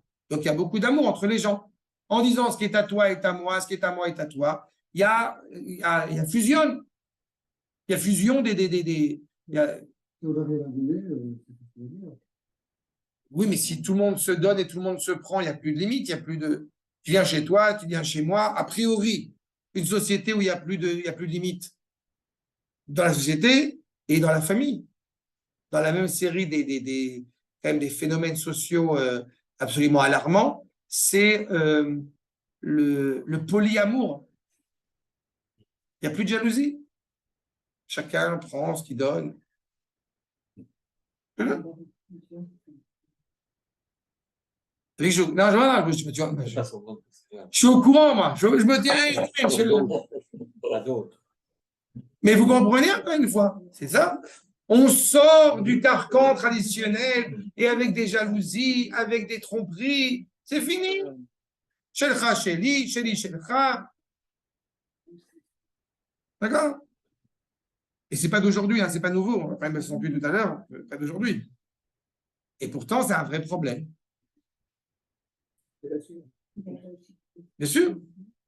Veimala. Les gabet tikkun ola. Ce qui est vrai quand on veut réparer le monde, il y a une valeur à cela de dire qu'on n'est pas pointilleux uniquement de se préoccuper de son propre chez-soi. Le polyamour, c'est Sesdom. Oui, non, mais je sais pas. Là, il n'y a pas de jalousie. C'est tout accepté. Ah oui, oui. On peut faire la liste si tu veux. Ou pris toutes les gabets malat. Encore une fois, réparer une société où il n'y a plus de valeur égoïste du moi et du toi, ça peut paraître concevable pour construire une société, mais d'un point de vue de la sagesse, ça n'a plus de sens. Quelqu'un m'a dit une fois, mais nous sommes tous les peuples élus. Voilà. Mais quand on est 3 fois ça, on n'est plus un du tout. Qui en amaretz yodea chez sonné matanot mida tovahi. On a bien tout à l'heure en citant Shlomo que celui qui est les cadeaux, c'est une bonne vertu, c'est une bonne qualité. Il y a une vertu à ne pas être dépendant de l'autre. Prie pour moi. Prie pour moi. Non. Pas, avec plaisir, je prie. Que moi, je prie pour toi, c'est pas shoot. Mais non, c'est pas vrai. Tu n'as pas à me demander de prier pour toi. Prie-toi pour toi. Vei amida, amufreret, sheiten, veloikar. Cette capacité justement à vouloir donner et à ne pas prendre. Maintenant, on revient aux Rachamim qui se sont mis en recul, qui se sont mis en arrière. En réalité, c'est inévitable. Mais quelle est la volonté d'un Chacham qui se met un petit peu en retrait, qui se met un petit peu en recul? En réalité, ce n'est pas pour se couper du peuple. Bien au contraire, son retrait, son recul vis-à-vis du peuple est bénéfique pour le peuple. Quand on parle d'un Chacham en disant Sruto, un Chacham qui est décédé, Sruto tagen aleno. On sait, n'est-ce pas, qu'un Chacham, il n'a pas de menoucha, il n'a pas de repos, ni dans ce monde, ni dans le monde suivant. Donc, justement, c'est Amahares parce qu'il annule son identité, alors qu'à l'inverse, le Talmid Chacham est celui qui assume son identité. Mais pas son identité au sens propre, comme j'aime à le rappeler, quand le père renonce au respect, n'est-ce pas, qu'on lui doit, son respect est abrogé. S'asseoir sur la chaise de son père, etc. Mais quand le Chacham renonce au respect qu'on lui doit, eh bien le respect n'est pas abrogé. Parce qu'on ne respecte pas seulement l'homme, on respecte d'abord et avant tout la Torah. Donc quand il se met en recul, quand il étudie, c'est pour le peuple. C'est pas pour lui, c'est pas chez lui, et Shelcha. Regardez ce que nous dit le Rav dans Inaya. Si on demandait au patron de. Et pour ça, il faut saisir. Qui est très généreux, qui avait Ça, celle de passer son temps dans l'usine avec. Exactement. Il doit aller dans son bureau. Tu as tout à fait raison. Mais pour cela, il faut sentir la sensibilité. Parce que si on est tous des êtres humains et qu'on est tous les mêmes et qu'on est tous égaux, ce qui est une absurdité aussi, évidemment, on ne peut pas saisir de cela. Et d'autant plus par rapport au centre, encore une fois, par rapport à la Torah. Sur le cœur, le bras. Non, comme chez nous, le Cohen. Tu as tout à fait raison. Je ne suis pas Cohen, je ne suis jamais Cohen et je suis ravi. Non, mais on peut, je vais te montrer, on peut. Si tu payes, voilà. Tu demanderas à Laurent. Ah, il a payé. Alors, regardez maintenant numéro 16 que nous dit le Rav Kook. Yesh vadaï lechachaim ma'ala meyuchedet. On ne peut pas l'éviter, les chachaim, ils ont une valeur spéciale. Sheyev sharlahem leikalel ima'amon ayored mehem arbe. Ça serait, encore une fois, de la fausse modestie de dire que le Rav là-haut, c'est le commun des mortels, le Rav Ashkenaz d'Israël. Ça serait totalement ridicule. Ça serait bête de dire, je ne sais pas si, moi, je sais pas, quand j'entends parfois ce genre de réalité, pourquoi ce n'est pas des êtres humains? Bah, j'ai dit, quand je parle de mourir le Rav Zini ou le Rav Tao ou le Rav Viner, un certain nombre de grands amis de Rachamim, rien qu'en prononçant leur nom, j'ai déjà, je ne dis pas que je tremble au sens ça, mais oui, j'ai déjà une crainte révérentielle. Non, ce ne sont pas des copains, ce ne sont pas mes copains du gars. Parce que tu sens qu'ils nous font l'honneur de transmettre et de nous regarder, mais tu sens quand même que leur regard est tourné vers autre chose. Ils sont plus hauts. D'accord, mais c'est ça qui ça. Bah oui. Mais leur grandeur, on va le voir avec les tzaddik après. Leur grandeur, c'est de pouvoir permettre à l'autre de grandir. C'est ça toute la dimension. Regardez la suite. Achachamim agdolim, bnei aliyah. Ces grands Chachamim sont toujours en élévation permanente. Les Ma'alam Isfiratam, au-delà, encore une fois, de ce décomptage peut-être succinct du peuple Kulo, Mvadai Oro Sheolam. C'est leur luminosité qui est présente. Je raconte souvent cette anecdote au sujet du Rav Mordechai Eliyahu, il est sorti de l'hôpital à la guerre de Tzukaitan et il demande qu'on l'amène rapidement au tombeau de Rachel Imenu. Et à côté de cela, son épouse lui demandera, mais pourquoi tu souffres tant? J'ai vu que, pourquoi tu as autant de souffrance, opération sur opération les dernières années. J'ai vu qu'il y avait une midatadine, une xératadine, un décret terrible qui allait s'abattre sur le peuple juif. J'ai demandé à Kadosh Baruch Hu, tu ne touches pas un cheveu du peuple juif, tu me prends moi. Et sa femme lui dit, mais enfin, pourquoi il y a quelqu'un d'autre? Je suis là, je le prends. Et pour la question de Rachel et Menou, ça c'est vraiment une anecdote qui m'a toujours beaucoup amusé, beaucoup attendri. C'est que le Rav Shmuel Eliyahu, on est en plein milieu de la guerre, il y avait toute une histoire, vous vous rappelez, quand les Israéliens, ils ont dit, on a vu Rachel et Menou. Et alors, le Rav Shmuel Eliyahu va voir son père, le Rav Mordechai Eliyahu, c'est vrai cette histoire ou pas? Et il dit, évidemment que c'est vrai, c'est moi qui l'ai envoyé. Elle n'a pas dit que c'est moi qui l'ai envoyé. Bon, c'est un Mekouba, le Rav Mordechai Eliyahu. Mais on a cette luminosité, encore une fois, que le Rav éclaire, que le Rav amène sur le monde. Zaya Raoui, Leirachem, Gam Meoulé, Azé, et Yukrat Atzibou. il va laisser une empreinte. On se rappelle de Yaakov, quand il sort, n'est-ce pas, de Beersheba vers Haran, il s'en va, il y a la luminosité de Yaakov qui s'estompe un petit peu par son départ en dehors d'Eretz Israël. Donc la présence d'un Talmid Chacham, même qui ne bouge pas, même qui n'est pas rattaché directement au peuple, sa présence est en elle-même une élévation, en une lumière, enfin, puits de science, luminaire céleste. Okay? Sheli Shelcha, Akol et Tovat Azulat. Et ça nous fait naturellement arriver au dernier stade. Mais avant d'arriver au dernier stade, juste rappeler un élément fondamental. Comme on a dit qu'on n'était pas forcément uniquement dans l'action, mais dans le comportement, dans l'idée, encore une fois, de vouloir octroyer du bien à autrui. Donc le chacham, même quand il est en retrait, il est toujours rattaché à autrui. Il n'est jamais coupé du peuple. Regardez ce que nous dit le Tivot Shalom. Okay? Misheu meshoresh atov ou tov bemauto. Pour ça, quand tu dis le directeur d'une entreprise, il peut être quelqu'un de très sympathique et très bien, mais il n'est pas bien par essence. Ça ne lui enlève pas le mérite de pouvoir donner de l'argent et du pain à chacun de ses employés. Mais le chacham, par essence, il est bien. Il est animé par le bien. Et donc, tout ce qu'il va faire aura toujours une application vers le bien.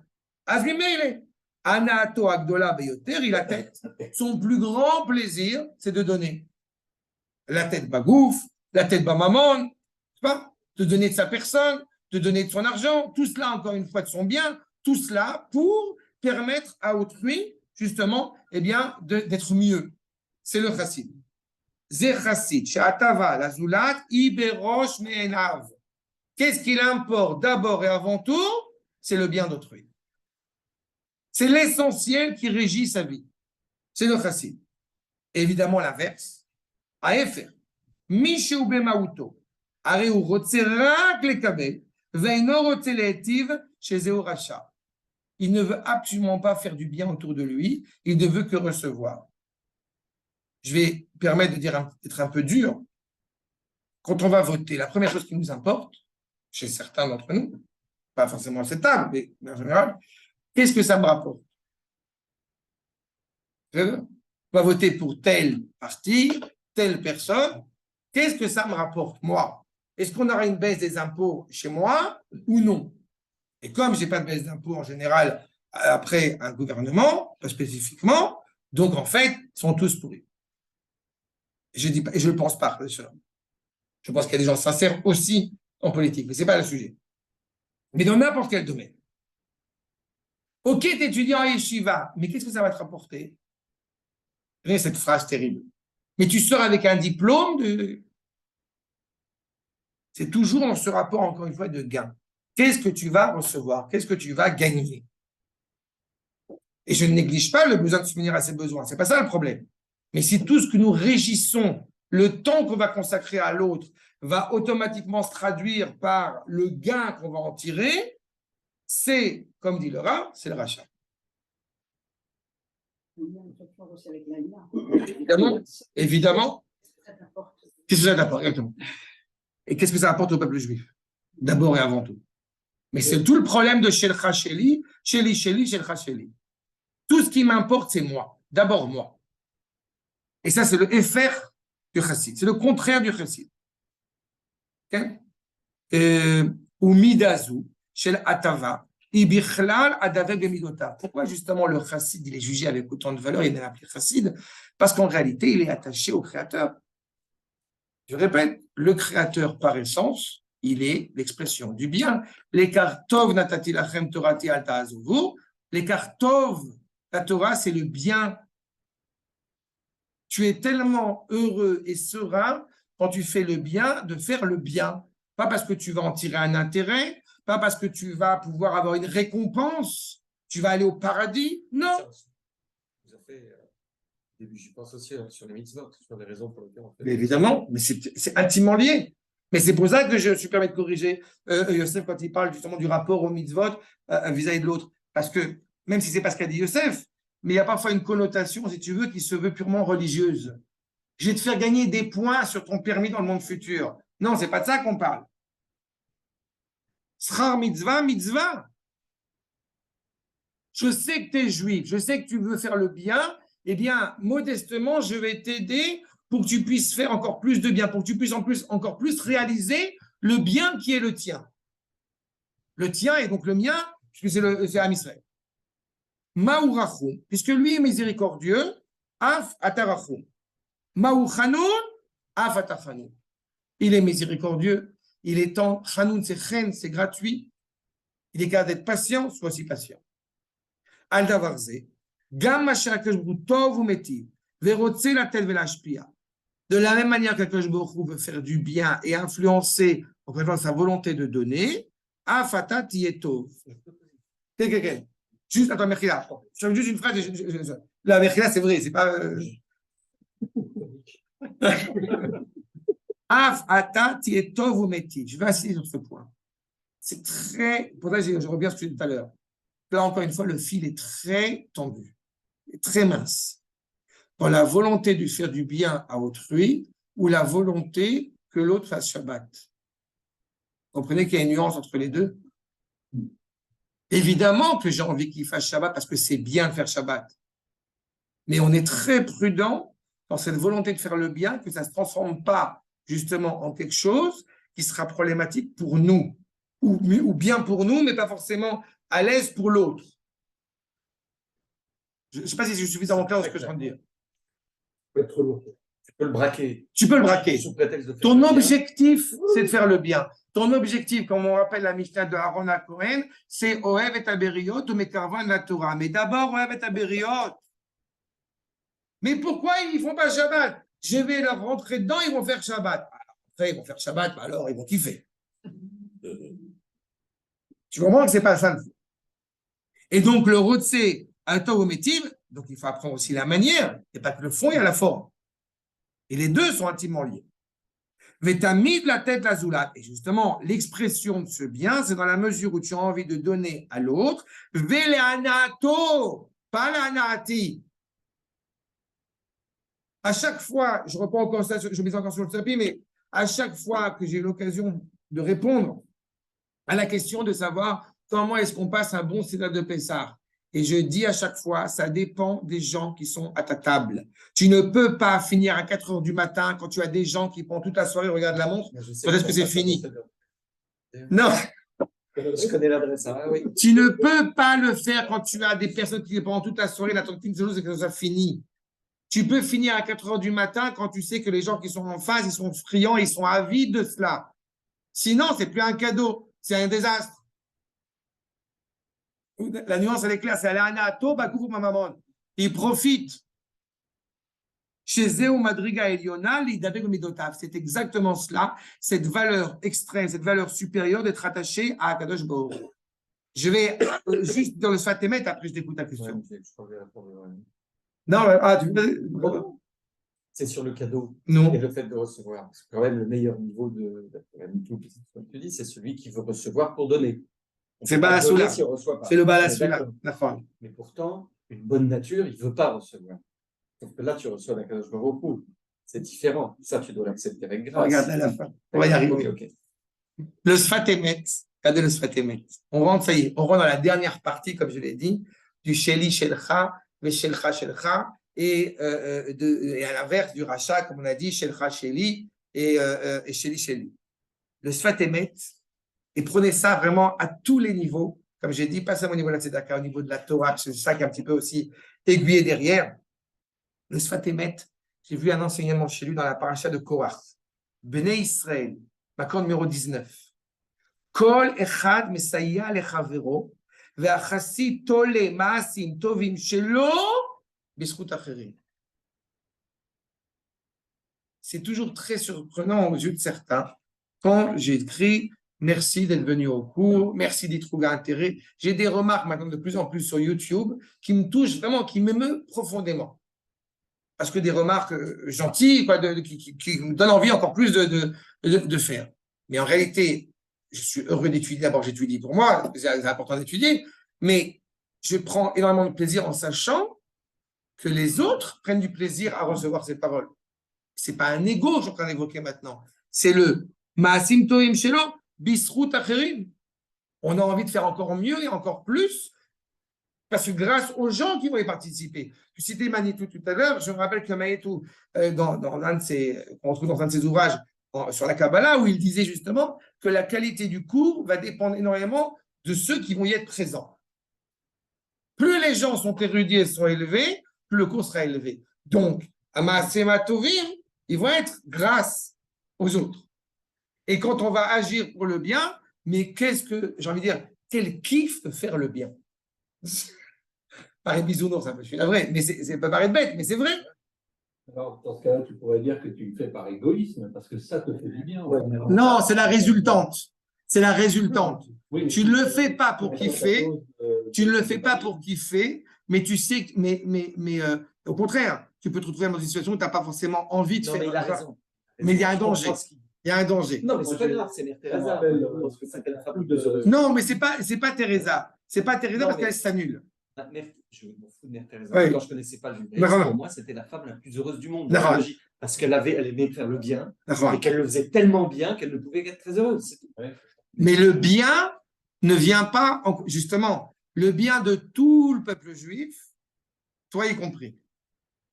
Donc, en fait, c'est pas l'intention d'avoir une satisfaction de faire le bien. C'est Tu es juste une heureux, conséquence. ta neshama, elle réussit son rôle d'élever le corps. Tu es rattaché à l'essence même de toi-même.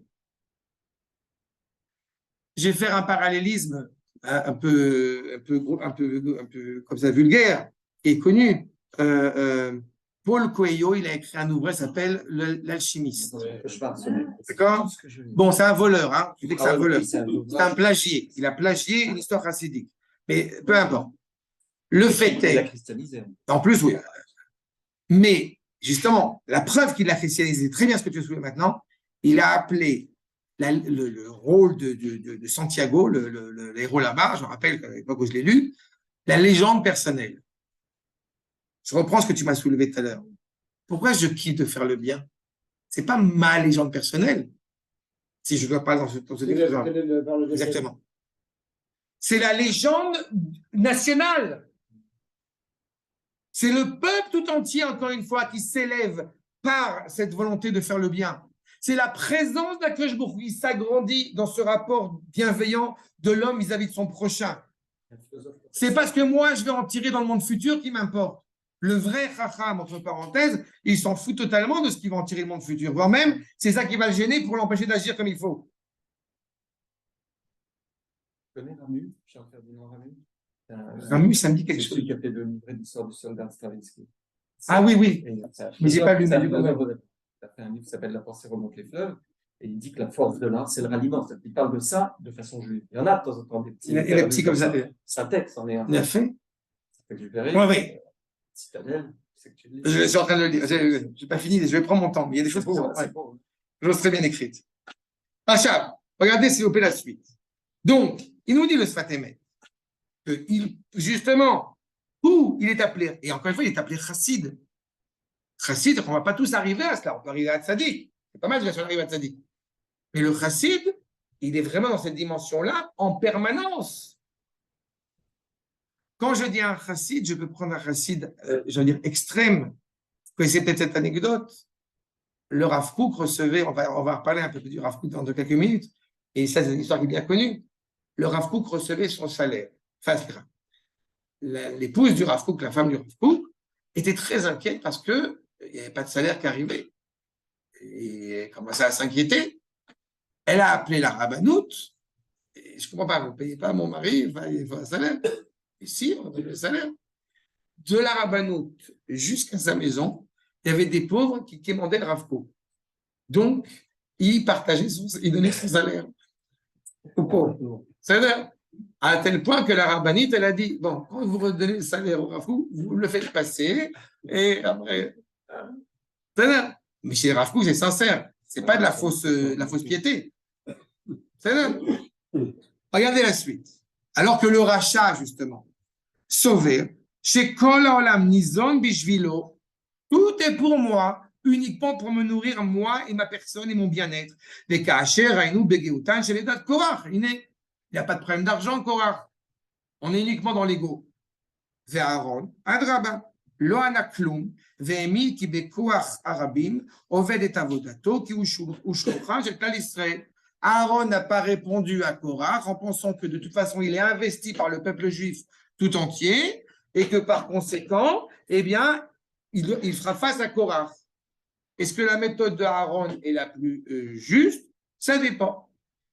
Dans ce cas précis, ils ont agi évidemment comme il se devait, ça montre aussi leur grandeur, mais parfois, c'est aussi important de réagir. Parce que, encore une fois, comme je disais tout à l'heure, c'est le kavod de la Torah. Quand quelqu'un est méprisant à l'égard de la Torah, eh bien, c'est quand même nécessaire que justement la Torah soit défendue.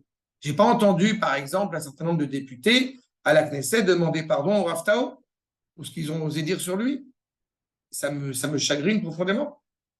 Ils ont été les premiers à condamner le Rav Tao, mais on ne les a pas entendus dire on s'est trompé, on s'excuse auprès du Rav Tao. Je n'ai pas entendu cette phrase, mais je pense qu'elle va venir jusqu'à Yom Kippour prochain, elle va certainement venir.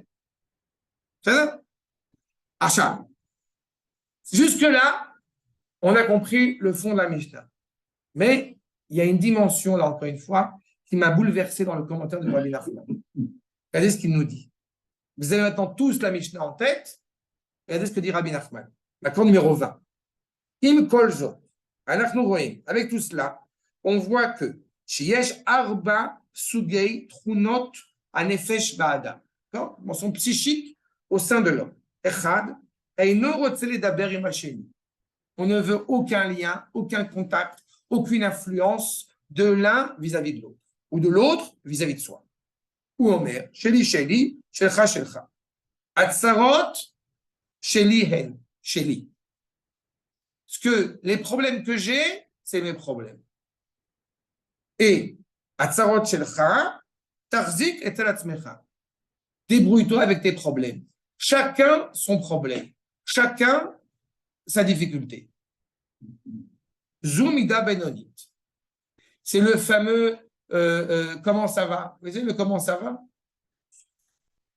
Avec l'espoir que tu répondes, ça va bien. Ça va pas fort en ce moment. Ah bon, c'est dommage. Bon, allez, bonne journée. Mais maintenant, tu nous as expliqué que celui qui prépare son cadeau, il doit savoir dire, même si ça va pas, ça dépend à qui, mais ça va. Il y a, j'ai un de mes défauts, hélas, c'est que je suis d'une transparence absolument dramatique. Et ça veut dire que quand ça va, ça se voit. Et quand ça ne va pas, ça se voit. Donc j'aimerais te dire qu'on arrive à faire un match. Il y a une espèce de pudeur. Mais il y a une pudeur à ne pas forcément vouloir. Tu as tout à fait raison. Tu as tout à fait raison. Mais tu vois bien aussi la tête de la personne. Quand tu dis, et quand quelqu'un est honnête, justement vis-à-vis de soi, ou tu ne demandes pas comment ça va parce que tu sais que c'est compliqué, ou alors tu dis comment ça va, mais tu t'intéresses vraiment à essayer de l'aider pour lui porter secours. Sinon, tu ne demandes pas. Voilà. Mais avec les années aussi, on prend conscience que, comme justement, il y a des problèmes chez tout le monde, quoi. Chacun a son bagage, chacun a son lot. D'accord? Maintenant, Sheli, Shelcha, Shelcha, Sheli.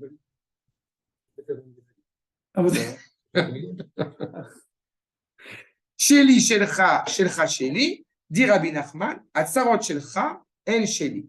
Atzarot Sheli, En Shelcha. On a dit c'est Amaretz. On a tous nos problèmes. Et là, pourquoi c'est Amaretz? C'est très intéressant qu'il ait dit cela. Vous avez des gens qui ont des difficultés dans leur vie et vous n'avez pas les moyens d'arriver à leur remonter le moral. Je raconte souvent cette anecdote, là encore, d'un jeune juif qui m'a dit il y a quelques années, et il avait pris un peu d'alcool d'ailleurs pour dire ça, et il me dit, ah, vous ne comprenez pas, je vois des images scabreuses. Je dis un peu de manière un peu pudique. Il dit, je vois la pornographie, excusez-moi de l'expression. Et ma réponse, elle était la suivante. Ah, Baruch Hashem. Pourquoi Baruch Hashem? Parce que je lui ai dit, c'est bon, maintenant on va commencer à travailler. Quand une personne elle a un problème et qu'elle vient, elle a la force, parce qu'il faut beaucoup de courage pour te raconter un tel problème. Mais elle n'est pas là pour que tu lui dises, oh, il va voir, tu vas brûler en enfer. Elle a eu la force et le courage de venir te voir pour te dire, voilà, j'ai un grave problème. Mais Tsuyan, ça dit que je te prends sincèrement, maintenant je suis avec toi, je vais t'aider, je vais t'épauler, on va y aller, on va se battre ensemble et on va vaincre cela. Donc oui, Baruch Hashem.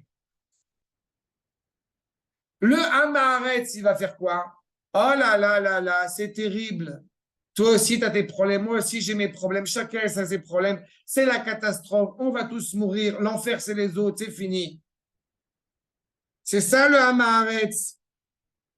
Il ne sait même pas comment parler avec autrui.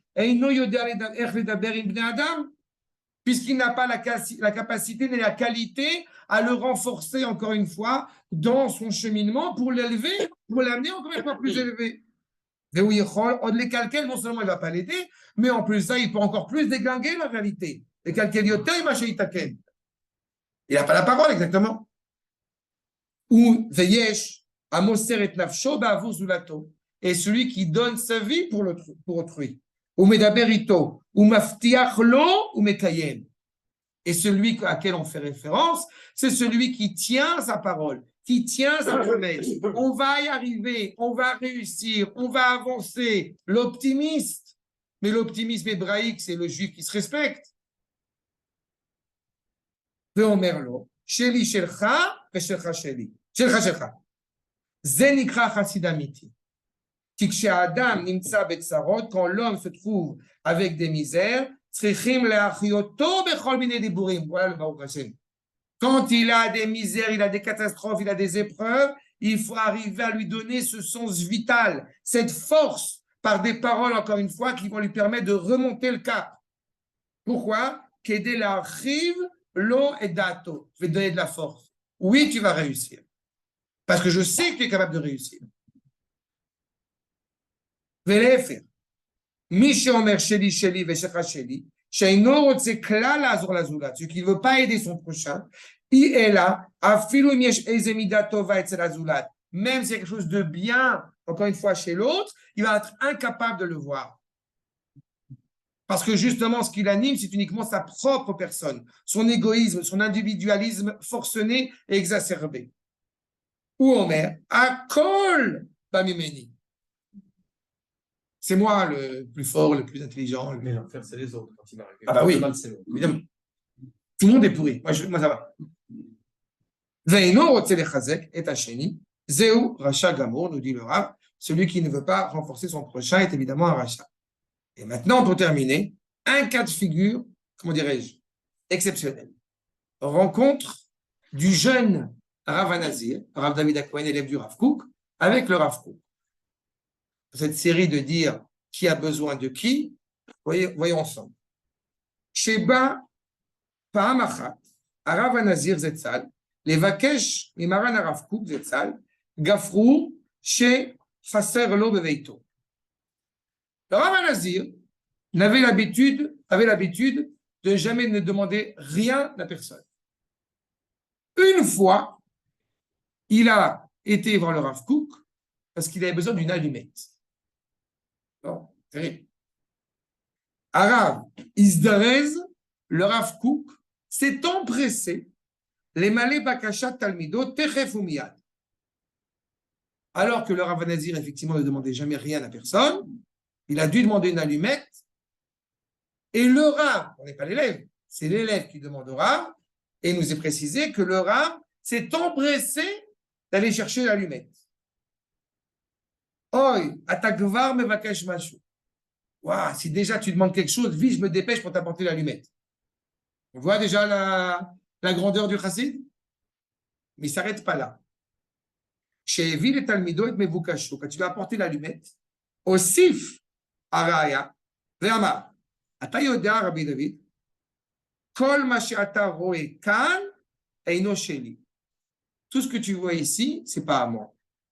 La maison, c'est de l'organisation sioniste. Avad Aklali. Les meubles, Areitim, chez le Torah Mechad. Non, quelqu'un qui a donné. Chez Taram, Veinam Sheli. Même mon manteau, Afilou Ameil, chez Ameil, et Neno Sheli. Même mon manteau n'est pas à moi. Pourquoi? Les filles, chez Rachuli Oto, les règles Nesiati, les Américains, les Tovat Yeshivot. Ils m'ont acheté un manteau pour que justement, je n'ai pas froid quand je pars en Amérique pour convaincre les gens de venir en Yeshiva. En réalité, il me semble que c'est ce que chacun, même avec ses propres deniers, doit avoir en tête. Tout ce qui m'appartient ne m'appartient pas de manière, encore une fois, absolue et réelle. Ça a de sens dans la mesure où je vais faire du bien à autrui. Si un Akadosh Baruch Hu me permet de pouvoir vivre sereinement financièrement, toraniquement, spirituellement, c'est pour aider mon prochain. En cela. Parce que le risque, ce serait de penser dans ce que tu dis pas ça du tout. Tu veux qu'on soit pauvre. Non, c'est pas ça que j'ai dit. Au contraire. Quand tu dis le cabel avec la tête. Non, au contraire. Je dis simplement que ce n'est pas un problème d'être riche. C'est un problème. Au contraire, on a vu des personnes qui se sont profondément enrichis. Le danger, ce serait de croire que non, il faut accepter la pauvreté. Enfin, il faut Adam Salus pour ne reprendre que lui. Mais, non, ce qu'on évoque ici, c'est pas ça. C'est d'être conscient que tout ce que tu as, en réalité, c'est pour cela que, comme le Rabbi Ben Amozeg l'a enseigné, je trouve ça exceptionnel, quand on fait la tzedaka, quand on aide son prochain de n'importe quelle manière que ce soit, eh bien, on n'a pas de miséricorde avec lui. On a de l'empathie avec lui. La miséricorde, c'est la miséricorde d'Akadosh Baruch Hu qui a fait qu'on a reçu cette capacité, cette possibilité de pouvoir aider son prochain. C'est toi qui nous l'as enseigné, mais qu'il faut presque le remercier. C'est le Rambam. C'est le Rambam. Lui te remercie pour ce que tu as donné, et ben tu le remercies pour pouvoir lui donner. La chose ne va pas faire pense que ça ne pas dans la structure de la langue hébraïque. Il n'y a pas de verbe. Shayach li. Et tu vois pourquoi le Shayach Elai de Rabbi Nachman, il est important, qu'on l'a vu tout à l'heure, c'est Shayach, c'est un passif. C'est pour ça d'ailleurs qu'il y a Ben Sheli, Auto Sheli. On avait expliqué ça. Le substantif qui passe en premier et le lien d'appartenance qui passe après. Ben Sheli, c'est d'abord une entité à part entière qui se trouve avoir un lien avec moi. Rien ne t'appartient dans ce monde de manière absolue. La seule chose, et c'est aussi pour cela, à l'échelle de Eretz Israël, qu'une fois, il y avait comme ça, je me rappelle, il y a quelques années de cela, il y a un guide touristique qui prenait un groupe d'Allemands, même pas de Juifs, d'Allemands. Et l'Allemand lui dit, écoute, ce serait quand même bien si on pouvait, pour la paix, abandonner, vous pouviez donner une partie d'Eretz Israël si c'est pour la paix. Réponse du guide touristique, ça serait effectivement une bonne idée, il faut que je prenne conseil. Il faut que je prenne conseil auprès de mon arrière-grand-père qui est décédé à Auschwitz et auprès de mon arrière-petit-fils qui n'est pas encore né. Justement, à la différence de toute cette réalité dans le monde dans lequel nous vivons, qui ne nous appartient pas de manière absolue et par conséquent, elle est négociable, tu peux la vendre, tu peux la casser, tu peux la reprendre. Non. Le lien qui nous rattache à la Torah, au peuple juif et à Eretz Israël est indiscutable et innégociable et non négociable. Parce que justement, il est absolu. Et donc, par conséquent, tout le lien que tu as avec lui, mais qui t'a donné le droit de pouvoir discuter Bichlal. C'est ça le point qui est essentiel. D'accord? Et je terminerai par justement Sheli, Shelcha et Shelcha, le rabbi Israël Mi'afta, un mal à Chassidut, dans Oved d'Israël, il dit que c'est qui Shelcha, c'est Akadosh Baruch Hu. Et je trouve que ça va tout à fait avec ce que je dis à l'instant. Sheli, Shelcha. Tout ce que je fais, c'est pour toi, Akadosh Baruch Hu, et tout ce que toi, tu fais, c'est pour toi. Et je pense que quand on est capable, encore une fois, de ne pas perdre de vue que l'objectif, c'est encore une fois constamment de se réveiller et de se remémorer et de se renforcer, que l'objectif, c'est pas, encore une fois, mon intérêt personnel, j'ai envie de dire même pas l'intérêt de la nation, mais l'intérêt d'Akadosh Baruch Hu. Et quand on arrive à ce stade-là, on y arrivera, Shavuot, c'est dans 15 jours.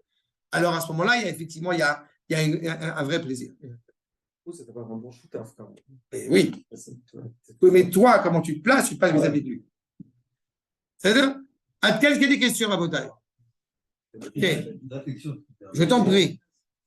C'est la contresens, mais ça fait penser à d'autres piétés à vote.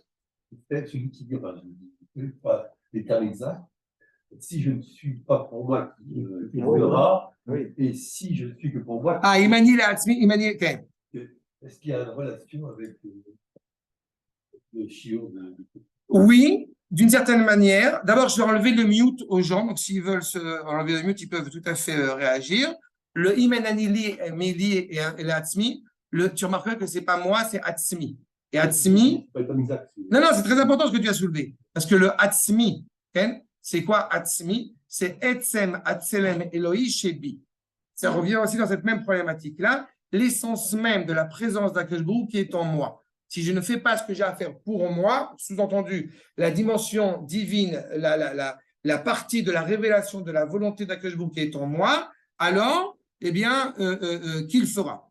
Donc, tu as ta responsabilité. D'accord? C'est un peu lié à ce qu'on a dit, mais pas totalement, pas complètement. Non, mais c'est tout à fait juste. C'est une très bonne chose. Je voulais juste réagir. Donc, on a dit c'est l'orgueil. On ne veut pas être redevable à quelqu'un, ok? Certains aussi n'acceptent pas les invitations qu'on ne pas être à leur tour, ok? Ce n'est pas avoir la conscience que tout vient d'Akadosh Baruch Hu. Si, pour Laurent qui a posé la question, mais justement, Akadosh Baruch Hu est intéressé aussi à la valeur de la propriété, à la valeur de ton mérite personnel. Comme tout à l'heure Arnaud rappelait, Akadosh Baruch Hu a envie d'avoir un shoutaf.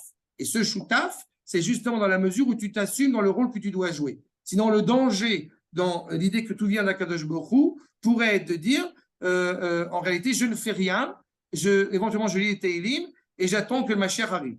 Ou alors, dans le fait que le Rav Kook, il disait que tout ce qu'il avait n'était pas lui, etc. C'est pas aussi avoir la conscience que tout ce qu'il a vient d'Akadosh Baruch Hu et que ce n'est pas vraiment lui, en fait. Mais tu as remarqué ce que tu as dit. Tu as tout à fait raison, mais il a quelque chose. Tu vois, la nuance ici, là encore une fois, c'est si tu as quelque chose ou tu n'as rien. Tu es convaincu que Akadosh Baruch Hu fait pour le bien. Tu es convaincu que tu as une propriété, tu as une maison, que grâce à Akadosh Baruch Hu et grâce à la banque et grâce à ton travail et grâce à beaucoup de choses, tu as fait. Mais tu ne renies pas évidemment la présence d'Akadosh Baruch Hu. Mais de la même manière, et c'est pas toi que je vais l'apprendre, quand quand un juif fait les malades, comme on a coutume de dire, il pourrait se contenter de dire à Akadosh Baruch Hu, amène-moi la réfoua. Et pourtant, il va chez le médecin. D'accord? Avec l'espoir que le médecin, c'est un bon envoyé d'Akadosh Baruch Hu. Il ne se contente pas, encore une fois, de rester assis les bras croisés sans prendre une acamole. Enfin, ou plus. D'accord? C'est ça le point. Ce n'est pas ce qui nous empêche d'agir. Mais oui, on est conscient que ce que nous recevons, encore une fois, est toujours animé par la volonté d'Akadosh Baruch Hu d'être bienveillant à l'égard de sa créature. D'accord? Ok. C'est clair, Léazen, Eva, Chana, Borgem, Bochim Tiou. À la semaine prochaine. Shalom, la semaine shalom. prochaine, c'est Yom Yerushalayim le soir. Non, c'est vendredi, Yom Yerushalayim. Non, c'est décalé à jeudi, je crois. Ah, il faut que je vérifie. Bon, mais c'est pas mercredi de toute façon. On va voir, je vais regarder. Todarabat, c'est la mitzvot.